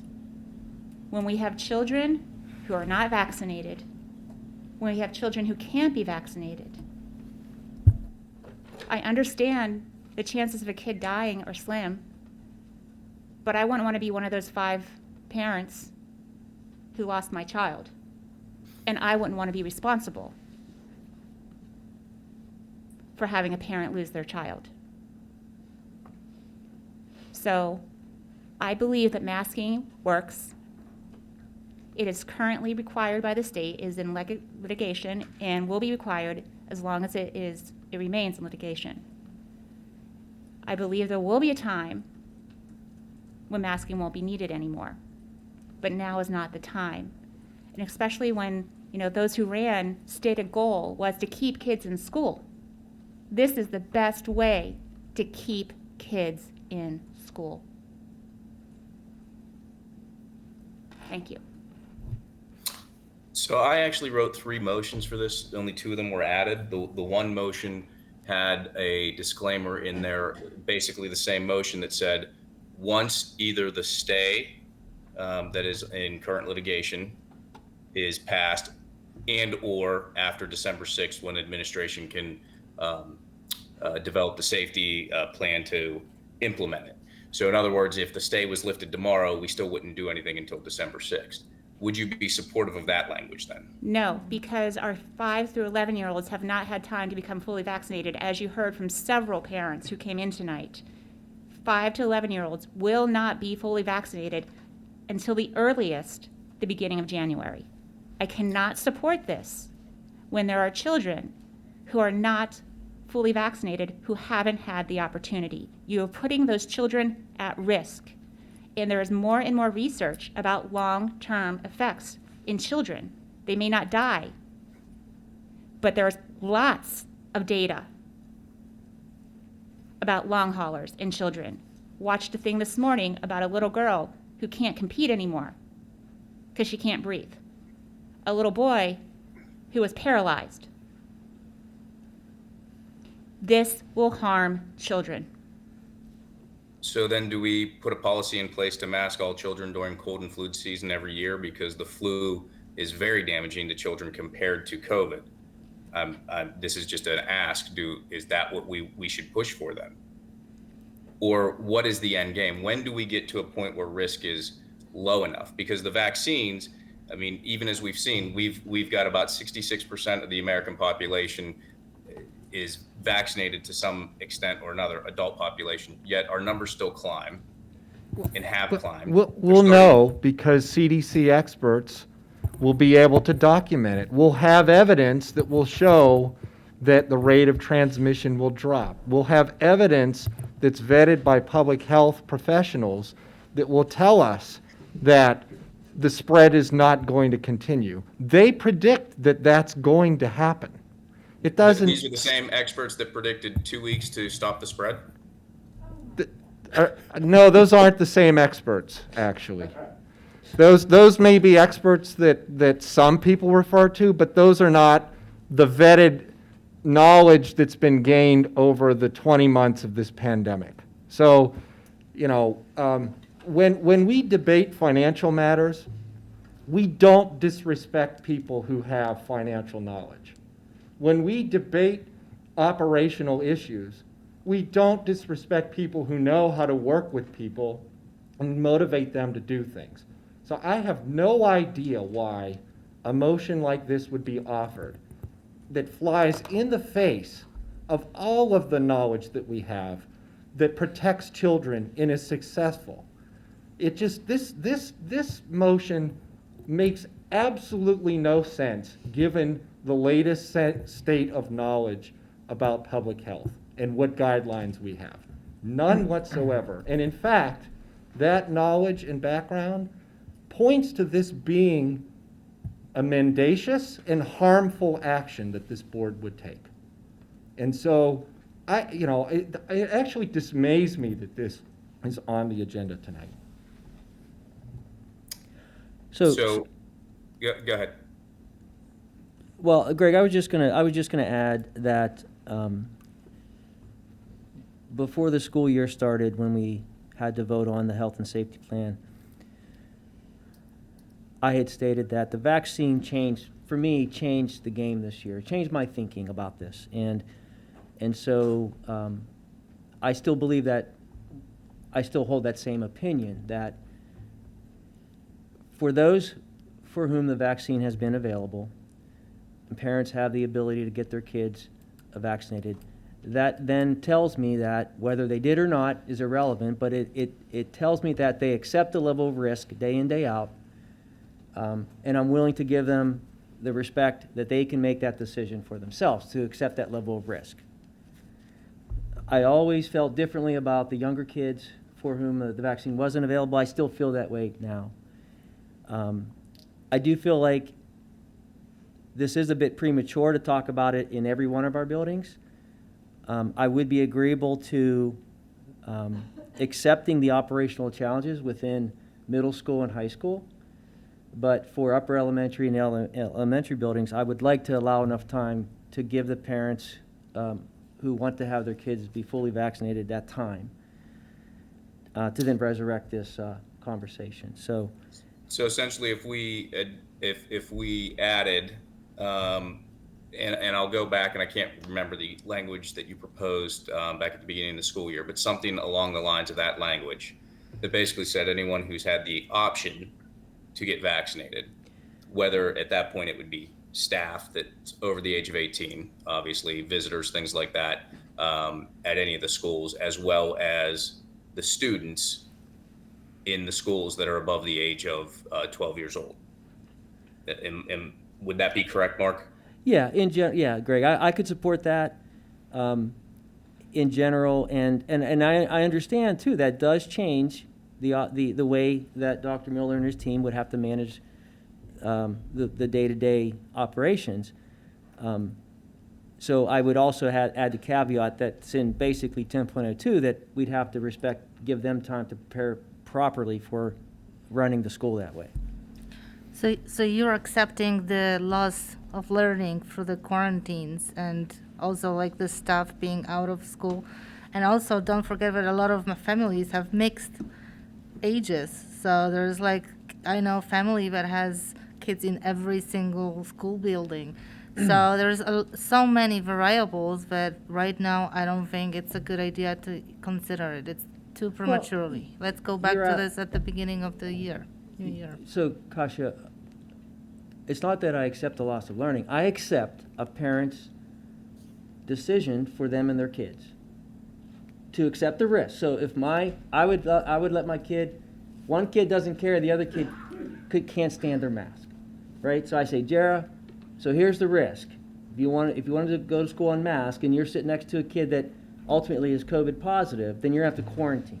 That's your call. I'm going to put it on her. Now, she's a 14-year-old, so I think she should have input to that. Okay, As a parent, I'm going to allow her. Yeah, but your decision affects other parents' decision, but they didn't make a decision, but sending their kid masked to school is actually going to end up in a quarantine. We've been so good about avoiding this quarantine. But those parents, again, if they want to send their kids to school with a mask, and, you know, we're all connected in some way in all this, right? But I'm also not, I have a tough time. Well, the Kasia. mask I have a doesn't tough prevent the time- quarantine. I have a The tou- mask I and like local vaccinations control. prevents the I quarantine. love local control. Listen to what Cassie's saying right now, please. Go ahead. Yeah, just wearing, but I am wearing a mask. It doesn't prevent me from the quarantine. If I'm vaccinated and masked, right, then I have to have 10 days of watching. But the little kids do not have that option yet. So if they have a older sibling who's been exposed, they will also qualify for quarantine. It's just a lot of We can, look, connected dots. we're all connected. You're absolutely right about that. And your choices, parents' choices, affect other kids, other parents' kids. So when you make a choice for your kid, you are then causing a ripple effect that will affect other parents and their choices. That happens every day. So with the everything way we the do. way we mitigate this as society, though, is we do have rules, and so I don't want to belabor this too long, and because the speakers really covered everything. But the one thing nobody's really recognized is this is the first time, as a member of this board, that somebody's put forward a motion giving the administration a directive to directly contradict a health order of the Pennsylvania Department of Health. Directly contradict it, Greg. You're just ordering the administration. Now, I actually went downtown to a courtroom when Dr. Miller was sworn in. His commission was not to Mr. DiTullio. Wasn't to me as board president. It was to the Commonwealth. Right now, the orders in the state stand from the Department of Health. I can agree, we can have a nice discussion about where we're going to get eventually. It feels a little premature, everything else. But to sit and have that, and you know, local control I get, Mark, but what next? Let's make polio vaccine optional, because local control and parents know best, right? I mean, you have to have 18 shots by the time you get to your senior in this high school. We have lots of things that we, this board, do not control. Many, many things, the most important ones, especially around health and safety. We don't get to decide how many exits are in this building. We have experts. Again, there's this idea that we're going to throw out the experts and discredit them. And it just you know, as well as the law. So anyway, I already spoke longer than I need to. I mean, the reasons are obvious. Right, so what I'm Yeah. saying is I can't Yeah. support this as written, but I can support waiting until we have the ability as a team Yeah. to reevaluate the health and safety plan when it's time. Sure, I guess that'll come up in the second motion. I don't, the distinction between the two, right? So, Well, I'm referring to January. That's what I'm referring to. yeah. Well, I think it probably goes, it's all mute, probably January 17th, if not earlier anyway. Well, and then we'll have to readdress it. And there will be new information from the CDC about what's happening, and new information about what's happening in the county, new information about vaccination rates, and whether or not we're getting close to levels where if enough people are vaccinated, transmission drops off drastically. Like, all of those things are up in the air between now and when we talk about it next. And I am hoping for really good news in those areas.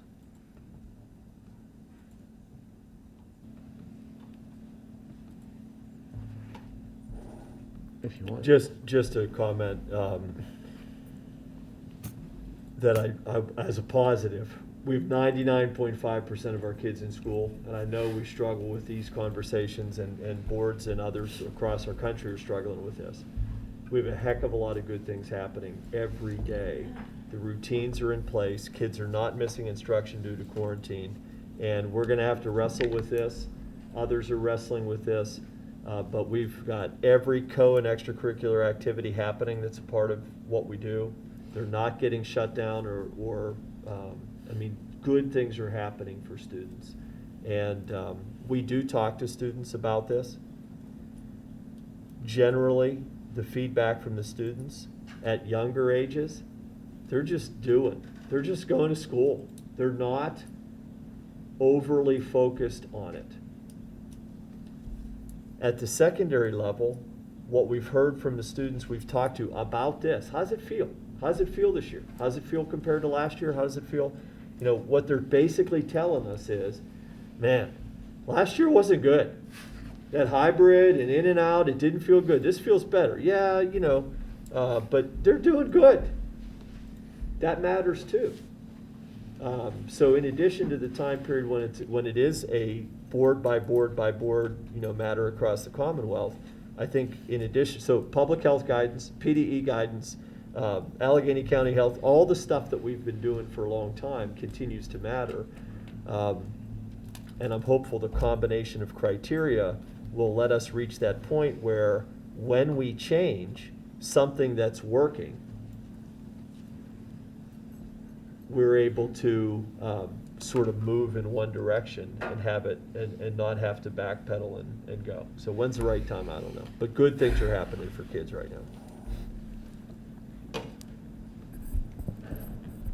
Any other discussion? All those in favor say yes. Yes. Opposed? No. No. Motion fails.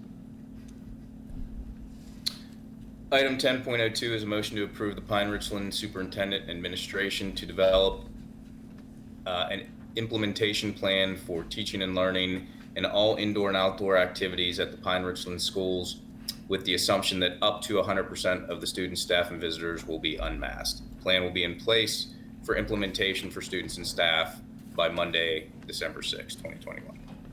Second. Is there any discussion? I'll just say I think I covered it on the previous motion, but I just think it's too early on the 6th, Greg. I support this. I think we should start to prepare a plan around operating without masks for those kids that have the option to get vaccinated, but December 6th is just too soon. Too soon to have the plan in place, Mark, in your opinion, or too soon to implement it? This isn't to implement, this is simply to have, for admin to have a plan in place. That's a fair question. They are two different things, but I do think the plan, whatever plan we might prepare would be a good start by then, but I still think it would probably have to change by mid-January. So I guess, I would answer it that way. So if we altered the date to December 13th, and I picked that date because that's the next board meeting, for the admin to have a plan to present to us. Because essentially, if we're sitting here, to me, we need to have the plan so that whenever it does happen, we need to be able to implement it. Okay. So I'll just, if I could, I'll speak to that in a couple ways. But the first thing I'd say is,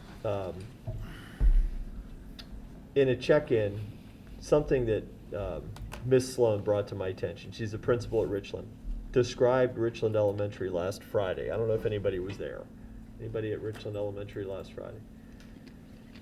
They had happening in the school book fair, science fair, ice cream social, bingo, spirit wear on Friday night between 5 and 8 p.m. with hundreds of students, parents, grandparents, all masked.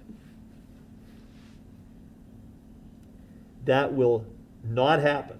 Those kinds of things will not happen if masking is optional, unless there are significant reductions in transmission levels and what we understand about public health. But I could never bring forward something that would allow hundreds of people in an indoor environment of varying ages interacting with each other. Like it's a vivid example. It's not the school day, but it is an example of something. In terms of the plan, at this point, it is not rocket science. If the quarantine guidelines have not changed, we cannot bring 99.5% of our kids into the school building and guarantee any more space between them than we currently have. We cannot have both. If we want every kid that wants to be in school in person to be in school in person, we are spreading the kids out to the maximum extent possible right now. The only thing that changes is the complexity of contact tracing, both the time it takes to understand it and then the impact of quarantine if cases were to remain high. That's it. So any plan would largely be tied to, we would need additional help finding ways to efficiently and effectively contact trace and understand. Now, one of the things that is a significant help to contact tracing is understanding the vaccine status of individuals. I would ask the board, as a part of a plan, do you want to require sharing of vaccination information of all adults, children, visitors, etc., in some way, shape, or form to assist in that? And again, I'm not asking for an answer, but what I'm saying is that seating charts, attendance, and vaccination status and masks, those are the variables. If nothing else changes with quarantine guidelines, there's not a whole lot left to plan. I mean, that's the plan. The plan is what we're doing. It just becomes exponentially more difficult to implement. It would, at the current time, go against PDE guidance. It would go against all the public, et cetera, et cetera. So just to put that out there, because I don't want anyone thinking that the Rubik's Cube is going to get fixed in any way. I mean, there's just not a lot of options here. It is what it is. So it's going to take more people to be able to contact trace and so on. It will take more people to manage the process, and we will likely, based on everything we've experienced, have more kids out of school and staff due to quarantine. So we're already having an issue with finding people for positions.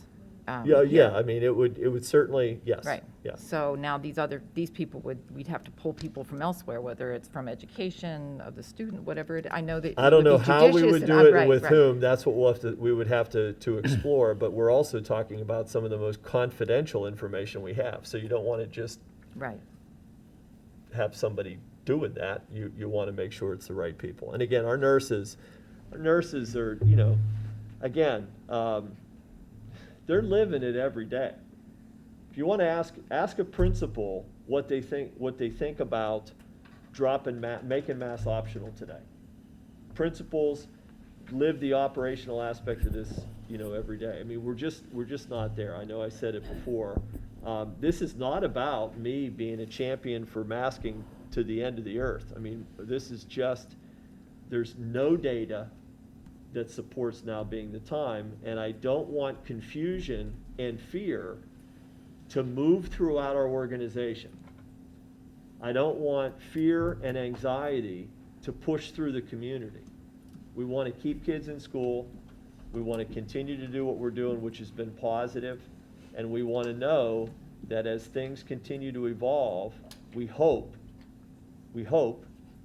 that the numbers move in the right direction. We have not talked a lot about having vaccination clinics within our district.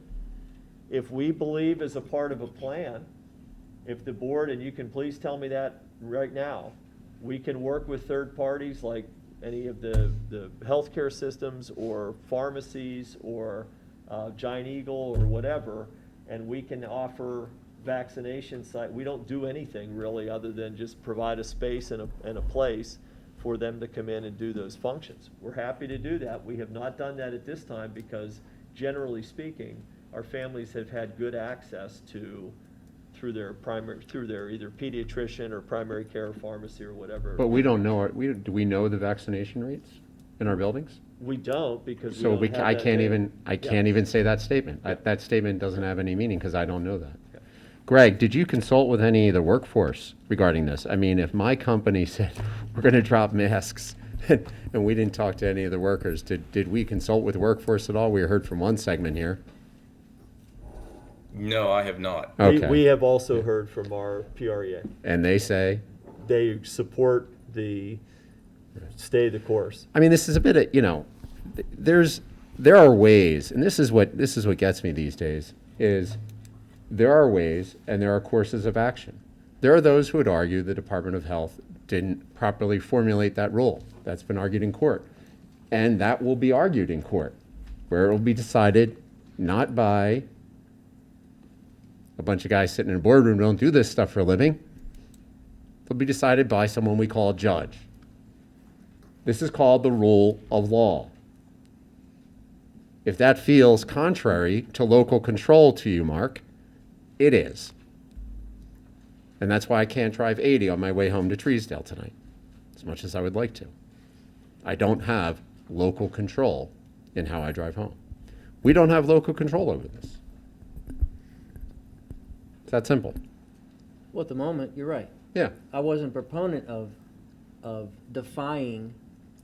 I would suggest Mr. DiTullio, not a fan of redundant policies, seems to be very prescriptive in this regard to the administration, for someone who's not a fan of redundant policies, right? What Setting up. redundant policy am I asking for?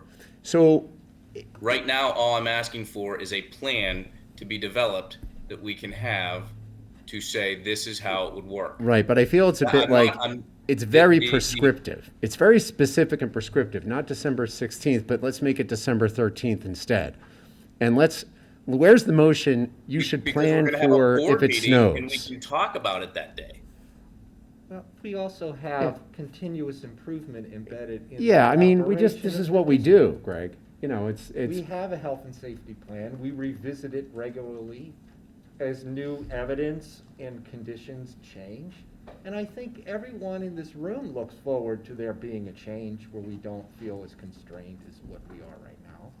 But we have to wait until we see that pathway open up for us. And we have a means of going through this. And, you know, when I talked to the beginning of the meeting, believe me, I can't wait to I can't wear glasses, talk, and wear a mask if you haven't noticed. But, you know, we have a process. We consult with the Healthcare Leadership Council. We consult with our workforce. We consult with the experts.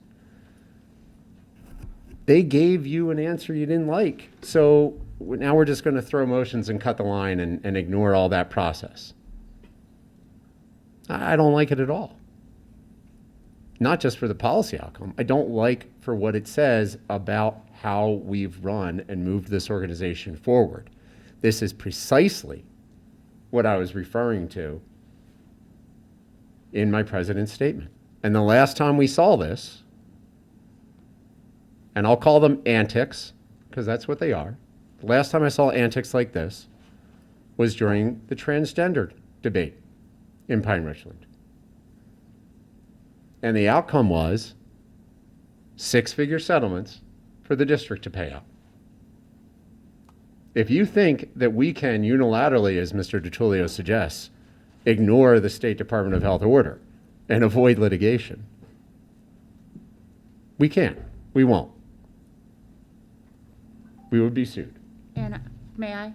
There has been successful cases in the country where parents have sued under ADA, Americans with Disability Act, because children, as one of the women who called in today, who have congenital heart issues or have issues, you're not giving them access to education. So there are court cases that have been won about masking in relation to ADA. So we are opening ourselves up to lawsuits.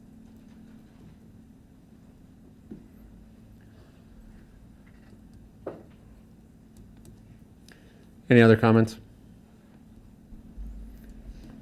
All those in favor say yes. Yes. Opposed? No. No. Motion fails. Item 10.03 is the third and final reading of Board Policy 006, meetings, and 903, public participation in board meetings, revised to comply with Act 65. May I have a second? Second. Any discussion? All those in favor say Yeah, yep. sorry. Sorry, Greg. Yep. On 903, under guidelines, number 1, restrictions on, basically it's restricting speech. I know we've kind of talked about this. We touched on this on a couple items or a couple meetings ago. And I'm looking for the language right now, so sorry. But when we're starting to talk about, and I know this has been in there a while, but it says if we interrupt, terminate a participant when the statement is too lengthy, personally directed, abusive, obscene, or irrelevant. I guess, so the personally directed is one that's come up before. I know we have a time limit that's pretty easy to monitor, but I guess this stems on, free speech. Like if we took out the personally directed, I would feel much more comfortable with it. I didn't know if anyone would, because personally directed, so if somebody wants to say something about, which they have, a director or an admin, something like that, if it avoids abusive, obscene, irrelevant, what's the harm in that? Now, can we put something in that says personally directed toward another student? That possibly, but just to say personally directed, that feels almost like, with what we've seen, people want to say things. Sometimes they want to say things about us. Sometimes they want to say things about admin. For the most part, it's been allowed, but there have been instances where it hasn't. I just would feel, I think, a little more comfortable at least taking out the personally directed. Would you like to propose that as an amendment at this time? Well, I wanted to find out if anyone has discussion on that. I would propose it as an amendment, yes.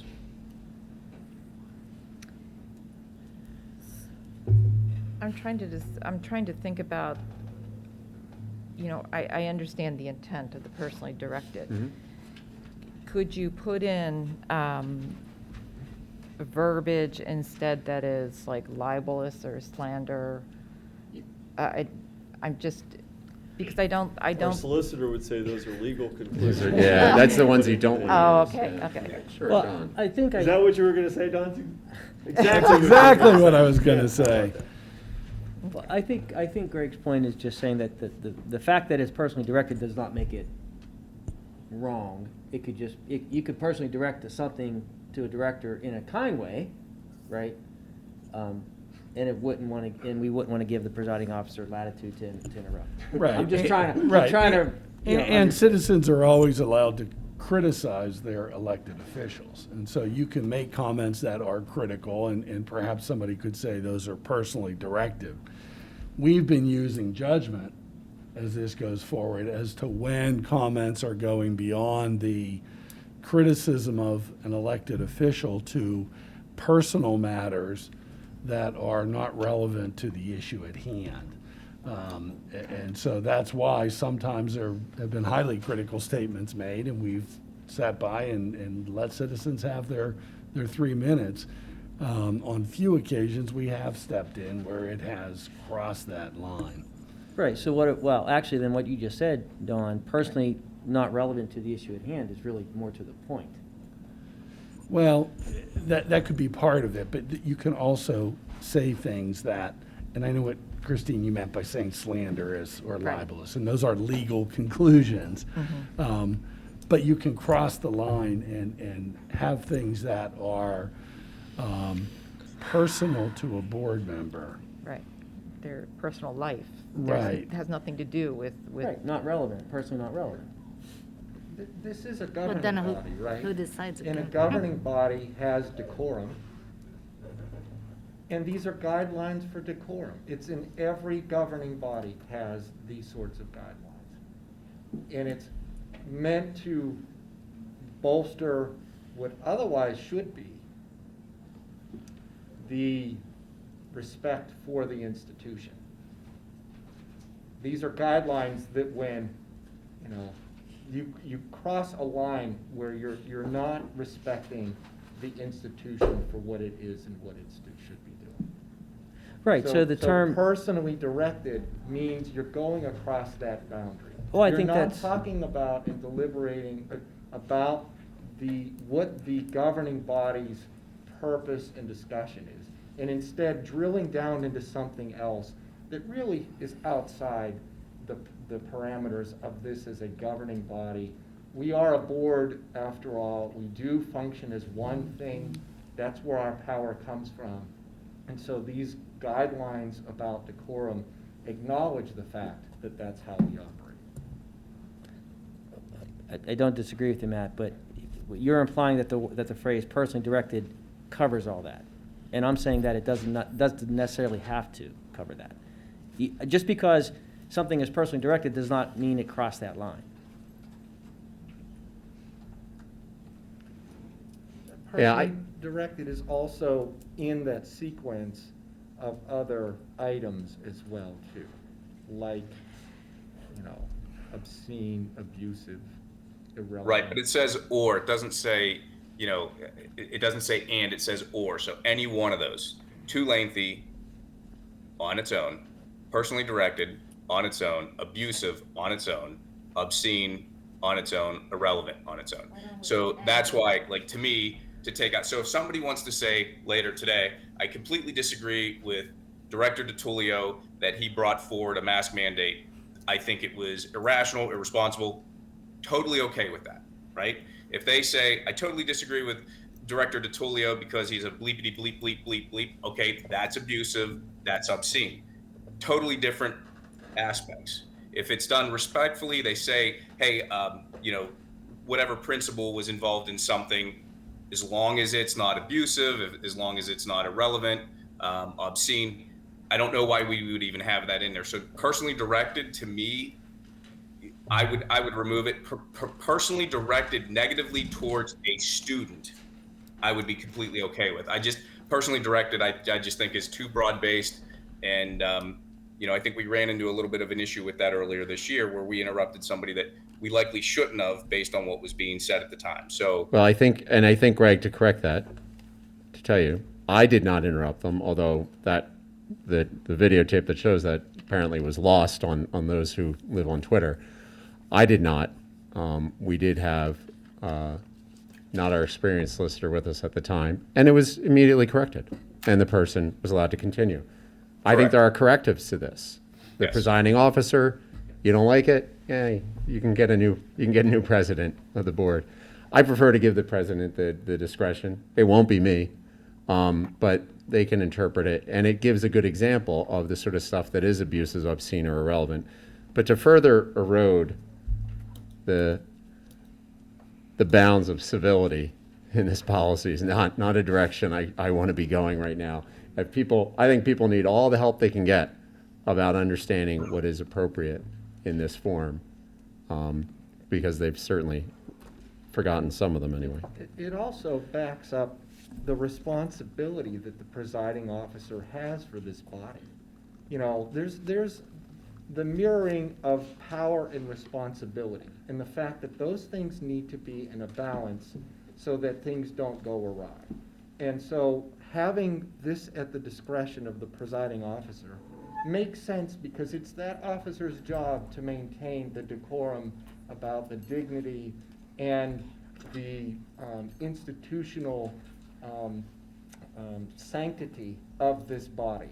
And that's an important thing that should be within the discretion of the presiding officer. It's also that presiding officer's responsibility to not abuse that power or use it arbitrarily, because that also would degrade the quality and the operation of this institutional body.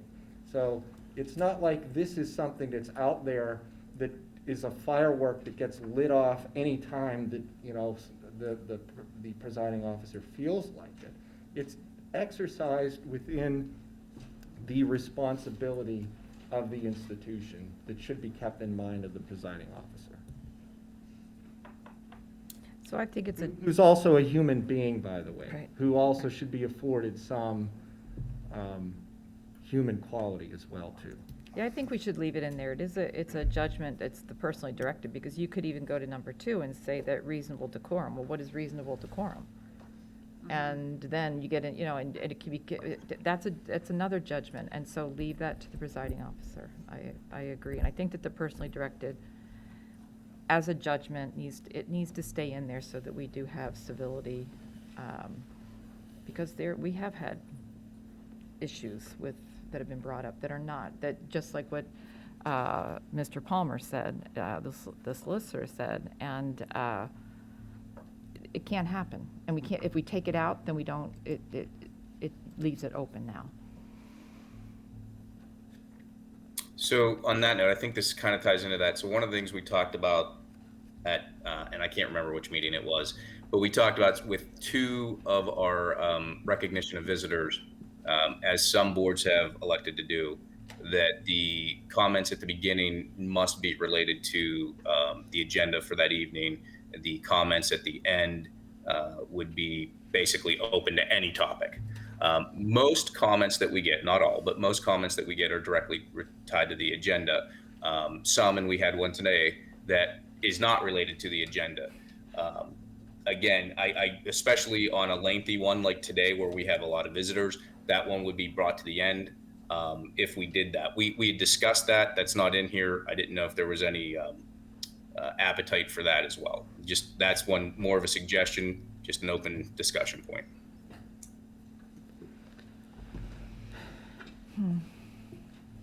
Well, I have had experiences where governing bodies do have that as an option. And then that governing body plays games with the public, where they intentionally don't list items as agenda items and talk about them in euphemistic ways throughout the meeting. And with that, think about how long our meeting is tonight. Someone being forced to sit here for hours in order to make their point. It serves as a way sometimes for governing bodies to grind down people who have something genuine that they want to share to a governing body. So just, not that this body would do something like that, it's just something else that I have seen in other work. And it's a caution for how something like that could be deployed. And I hope that that's not what this governing body would choose to do.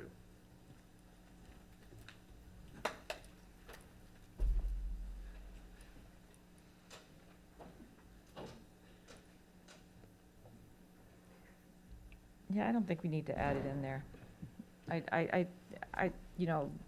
The person who spoke today, it was just less than a minute. It was just a point, maybe a minute and a half. It was quick, and I agree with you. He did want to save us all time. It would feel Right, bad that's making true. him wait 4.5 hours. And if you were here, Greg, you'd see this, the air is out of this room. It Yeah. would be, yeah. Yeah. I think being a little more open and available to comment if it happens. And if it would become too lengthy, and we got the 3-minute time limit, and that's it, so. It's amazing. The 3-minute time limit was not always enforced. Right. It was not enforced. And I will urge my successor, it's uncomfortable, it just sucks having to cut people off. Well, But man, as if you don't, I have suggested putting a timer so it is visible to the speakers so they can see when it's winding down. So that would be one Yeah. way to make it a little bit easier so everyone can really see the speaker themselves, the audience, the public, and then. They have Well, but they'd have to Can't see start the- it and they're you can't see them. speaking, and it's just Show easier if green, it's and just. then Maybe some within Oscar music, 30 possibly. seconds it's yellow, and then Playoff red music, with the playoff music. But play clock. it You just, take one of the right, play right, clocks from exactly. this- there you go. Right. And So- I do want to note too that our time is fairly generous. I know I was telling Peter, there's other school minutes, it's 90 seconds. So. Or they limit the number of people that can speak. Mhm.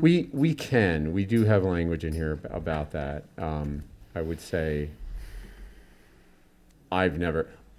we've let it go on beyond that time limit because we were letting the individuals go past 3 minutes.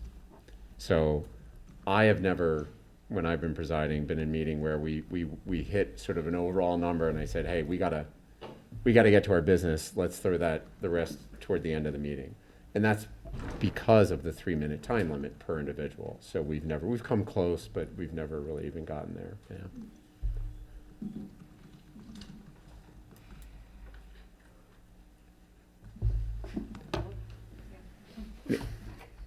Any other discussion?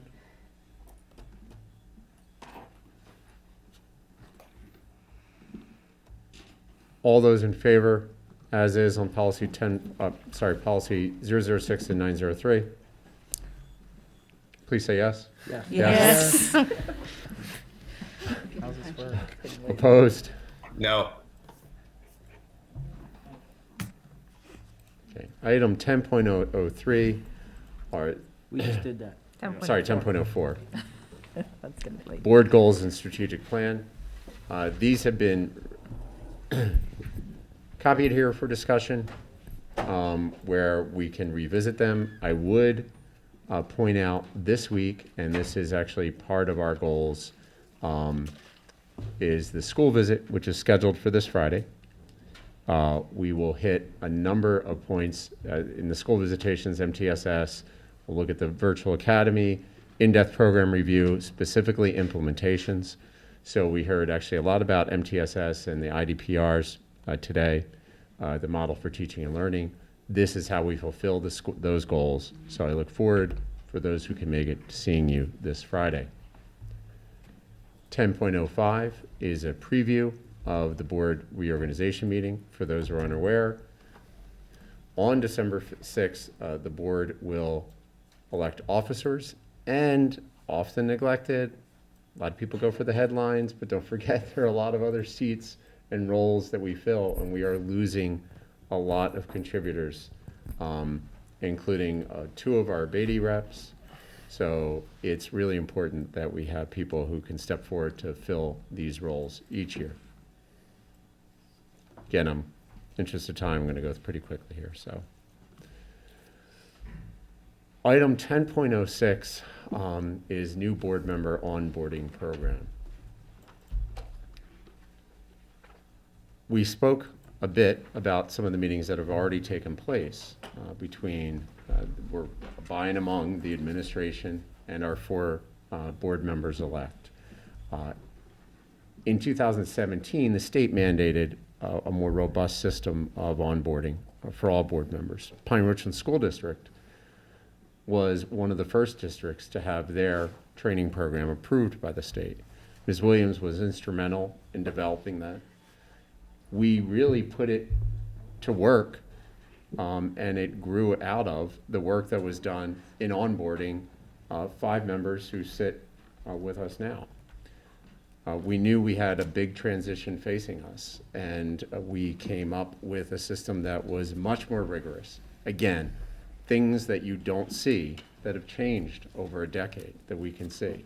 I mean, completely, Christine, night and day compared to when you joined the board 10 years ago versus what we have now. This onboarding is more rigorous, again, still, but it's also tailored. People come to the table with varying levels of knowledge. One advantage, we've got 4 incoming board members who've been to a lot of board meetings, more than probably most incoming board members. That's great. That helps a lot with meeting mechanics. So we don't spend a lot of time there, and we spend areas in other times. We also intentionally incorporate members of the senior leadership team and members of the board. So when we're going to talk about finance, I probably won't be there that day, assuming, Mark, that you can make it and go through our budgetary process as part of that onboarding process. So it's very intentional. It's rigorous. It's a lot of time. It is intended to bring success to those board members, to this body, and to this district.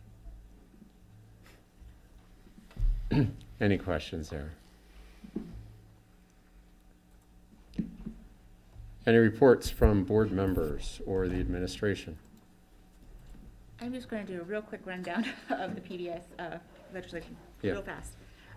Priorities for the platform this year, 2022, enact meaningful charter school reform, which mainly means we want charter schools to be held accountable, to have the same sort of accountability levels that brick and mortar public schools do. Work on providing financial funding for school districts, address the retirement funding crisis, provide safety and mental health support for students, And the principles they're working this off of is effective child-centered education, personnel issues, and increase equity and accountability in the public schools. So that was the, did I catch everything in a 30-second, Chris? Okay. Thank you. You've exceeded my expectations, Dr. Murray. Any other reports? No, we have a Beatty meeting on Thursday evening, a board meeting, Thursday evening, so. And the same hour as the committee, so we can. Right, so I will attend that meeting and then I'll come over here afterwards. So there's really no update from Beatty at this point. Okay. Thank you. Mm-hmm. Move to recognition of visitors. Ms. Williams, well, let's go in the room first. Is anybody in the room who'd like to address the board at this time? Hello, my name is Maureen Tisch. I live at 321 Pinkerton Road in Wexford. I have 7 internationally adopted kids, 6 of which have completed Pine-Richland and 1 which is still here. None of my children spoke English as their first language. Most of them went through the ESL program here at Pine-Richland. I have 2 children who identify as homosexual, and the vast majority of my kids have IEPs, whether they were emotional or academic. So in thinking about bringing minority kids into our family, we looked at our school district and we said Pine-Richland is predominantly Caucasian. Should we make a move? And we decided not to because of the education that is provided at Pine-Richland. And that is your main call, is to deal with educating our kids. Have my kids been called names? Have they had racial slurs? Yes. We have dealt with it at home, directly with our kids.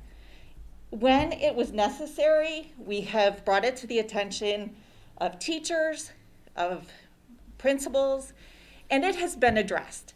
And it's been addressed appropriately. Is that wrong to call people names? Yes. Does it happen? Yes. Did I, as a white female, I was told my nose was too big, people's ears stuck out. And yes, it does follow you your whole life. You do worry about that. But we can't bubble wrap our kids. And you talk about preparing kids for when they leave Pine-Richland. Yes, it's a predominantly blonde, unbelievably, school district. And our kids need to know how to deal with adversity, how to deal with these kind of comments. So when they do leave here, they have some resilience. So honestly, I just read Policy 832. That's not even why I came tonight. I read it while you guys were talking. And I would really like you to think about the difference between equity and equality. I really think equity means that you treat people differently based on, oh, well, you're black, or oh, you're gay, or oh, you're this. So you have to have these special treatments, which then makes people say, oh, I have to cater to you, and resentment grows. I've seen it. I've lived this. So if you look at equality, and it kind of goes to what you were saying, Christine, is all students at Pine-Richland have access to all of the programs. It doesn't matter what they look like. It doesn't matter if they have IEPs. It doesn't matter, if they identify as something other than heterosexual. So those things are already in place. So I do want you to think about, I think that's my big problem with the 832, equity and equality. Thank you. Thank you, Ms. Tisch. Anyone else? I'm getting my money's worth tonight because I'm not coming back. I'm going to watch it on TV. So, you mentioned the policy is about relationships, but that is not what the language in the policy says, that it's about relationships. The policy is like killing a fly with dynamite, in my opinion. And the stories about the demographics in Pine. It's a story about the demographics in Pine and a story about bad manners. And just like she said, kids are kids. They can be mean. Some kids just don't like other kids. Some adults don't like other adults. How can you expect kids not to like other kids? So I don't know how you're going to have policy 832 solve bad manners. And if you say they want to be safe, there's nothing in the policy about safety. So how is 832 going to address the issue about bad manners and the victim feeling safe? And so, you mentioned it wasn't about judging boys and girls in math. But exactly, not the math story. The bad manners story is exactly what you're doing. You're judging their bad manners and calling it what it is. So, I kind of feel sorry because I'm an outsider a little bit. I live in this community, but I have a lot of friends in the city. Some of the kids that left Pine and went to school with my son, we were around a lot of diverse people. I've had a lot of people from all over the world, Nigeria, Japan, Turkey, Italy, for Thanksgiving. I don't live in the world that you're talking about. I don't live in that world. And so to be able to relate to the stories and needing the policy, maybe it's just because I don't live in your world. But I have a diverse world that I live in.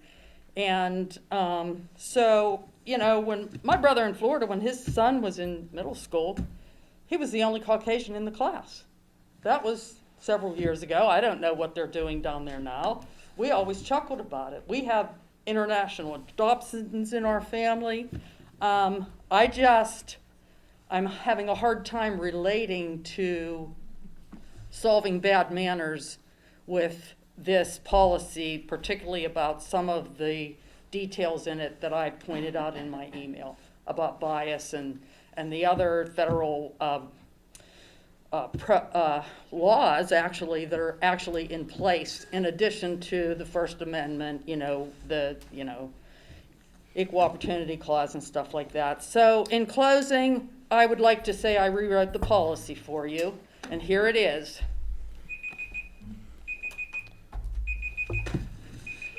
And you're right, Mr. Lyons. The budget, the finances are very good. And we went back and forth about the huge fund balance about 4 years ago, but I appreciate the fact that I can watch this on TV and you do a good job on the finances. So I want to leave on a positive note. I'm smiling, It's not Jackie. manners. Thank Being you. racist. You did it. They're not manners. That's being racist. Do we have any online callers? We do. We have two. Oh, I'm sorry. Go ahead. apologize. Ms. Buse? No. Jennifer Buse. I live on Sandy Hill Road.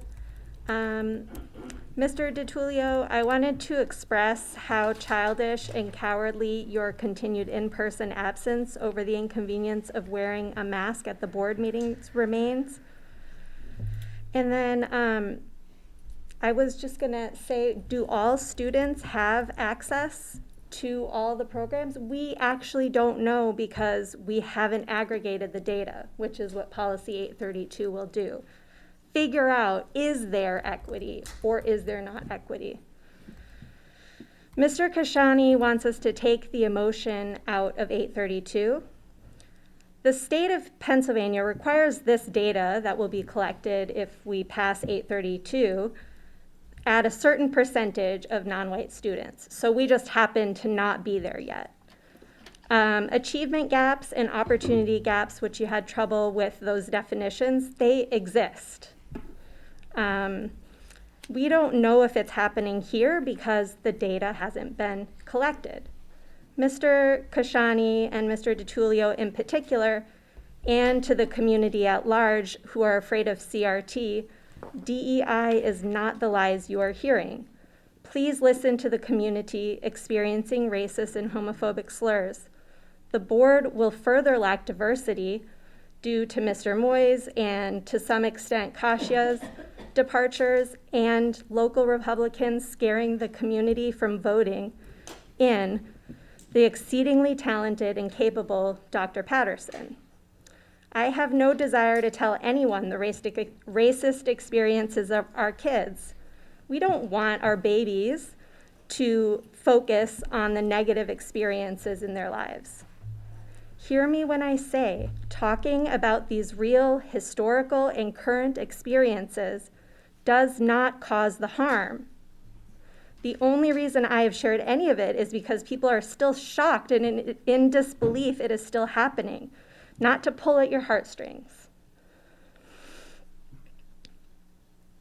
Oh.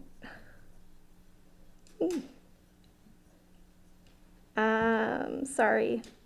It seems the emotions of those worried about the lies of CRT, who are afraid of feeling guilty, is actually superseding educating our community on how to stand up for all those in our community who feel othered. To be clear, not to shame anyone, but just to change it. Thank you. Thank you, Ms. Buse. Anyone else in the room? Online? Mr. Stober, if you could reach out to Ms. Ravati.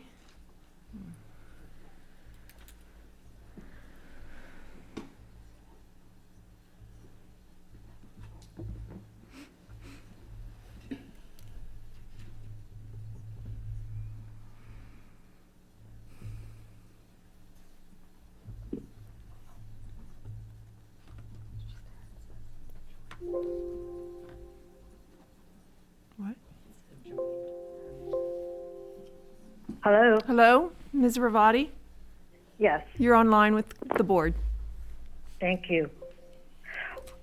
I heard a comment earlier. Yeah. You're online with the board.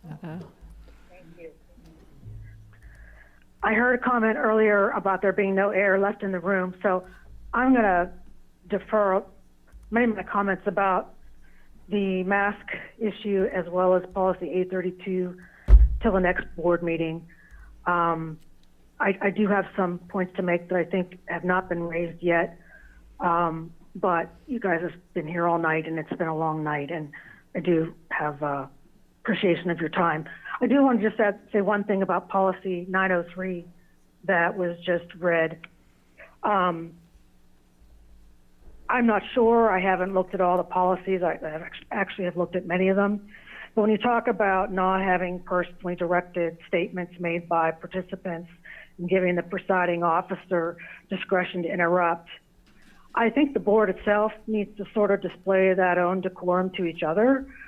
I mean, I witnessed some statements tonight that I thought were a little bit out of line and did seem very personally directed. The one I'm thinking of, frankly, I was a little bit shocked when somebody brought up religion and an inability to recognize different sexual orientations because of said religion. Maybe that was not how it was intended, but I don't think that was appropriate.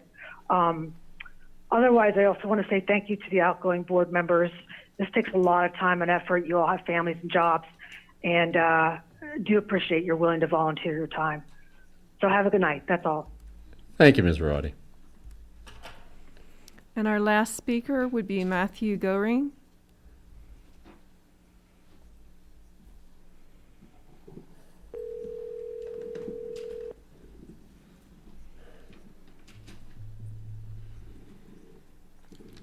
Hello? Hello, Mr. Goering? Hello? Hello, Mr. Goering, you're on with the board. Hi, my name is Matt Gehring at 55 not 5. First, I'd like to thank all you guys that are on the current board. The time and effort you put in, whether I agree or disagree with you, is greatly appreciated throughout the community. I'd like to thank Mark and Greg for speaking up, and all the other parents that spoke up. I know it's not an easy subject to discuss when it has to do with our children, but I'm in the belief that 103, as you stated earlier, isn't working. I'd like to see where the problems are that it's not working, and if that one's not being implemented correctly, I think it's irresponsible to introduce a new one before the problems with 103 are figured out. I believe that aside from disciplinary actions, that it's the parent's job to handle when issues come up. It's not the school's job to raise our kids. They can guide them, but it's our job to raise them. And I just don't believe that that's the school's job. Parents should be notified, and we have to take care of this problem as parents in a community, and I don't believe it is the school's job to do so. But thank you for your time. I appreciate it. Thank you, Mr. Goering. Is that it, Ms. Williams? That is it. Okay. I should have the right one here. The board will meet in executive session following this meeting. You are not done yet. You are not done yet. Those who are not returning in December, you are still ours. You don't get to go home at midnight even. Don't even tell me that. To discuss a real estate or personal matter involving a bargaining unit member, litigation updates involving Kasparowitz v. Pine-Richland School District et al. Filed in the U.S. District Court for the Western District of Pennsylvania at CA 221 CV 1097, and Pine-Richland School District v. Wickert filed in Allegheny County Court of Common Pleas at SA 21-000440, and to review the superintendent's mid-year evaluation. Have a good night, everyone.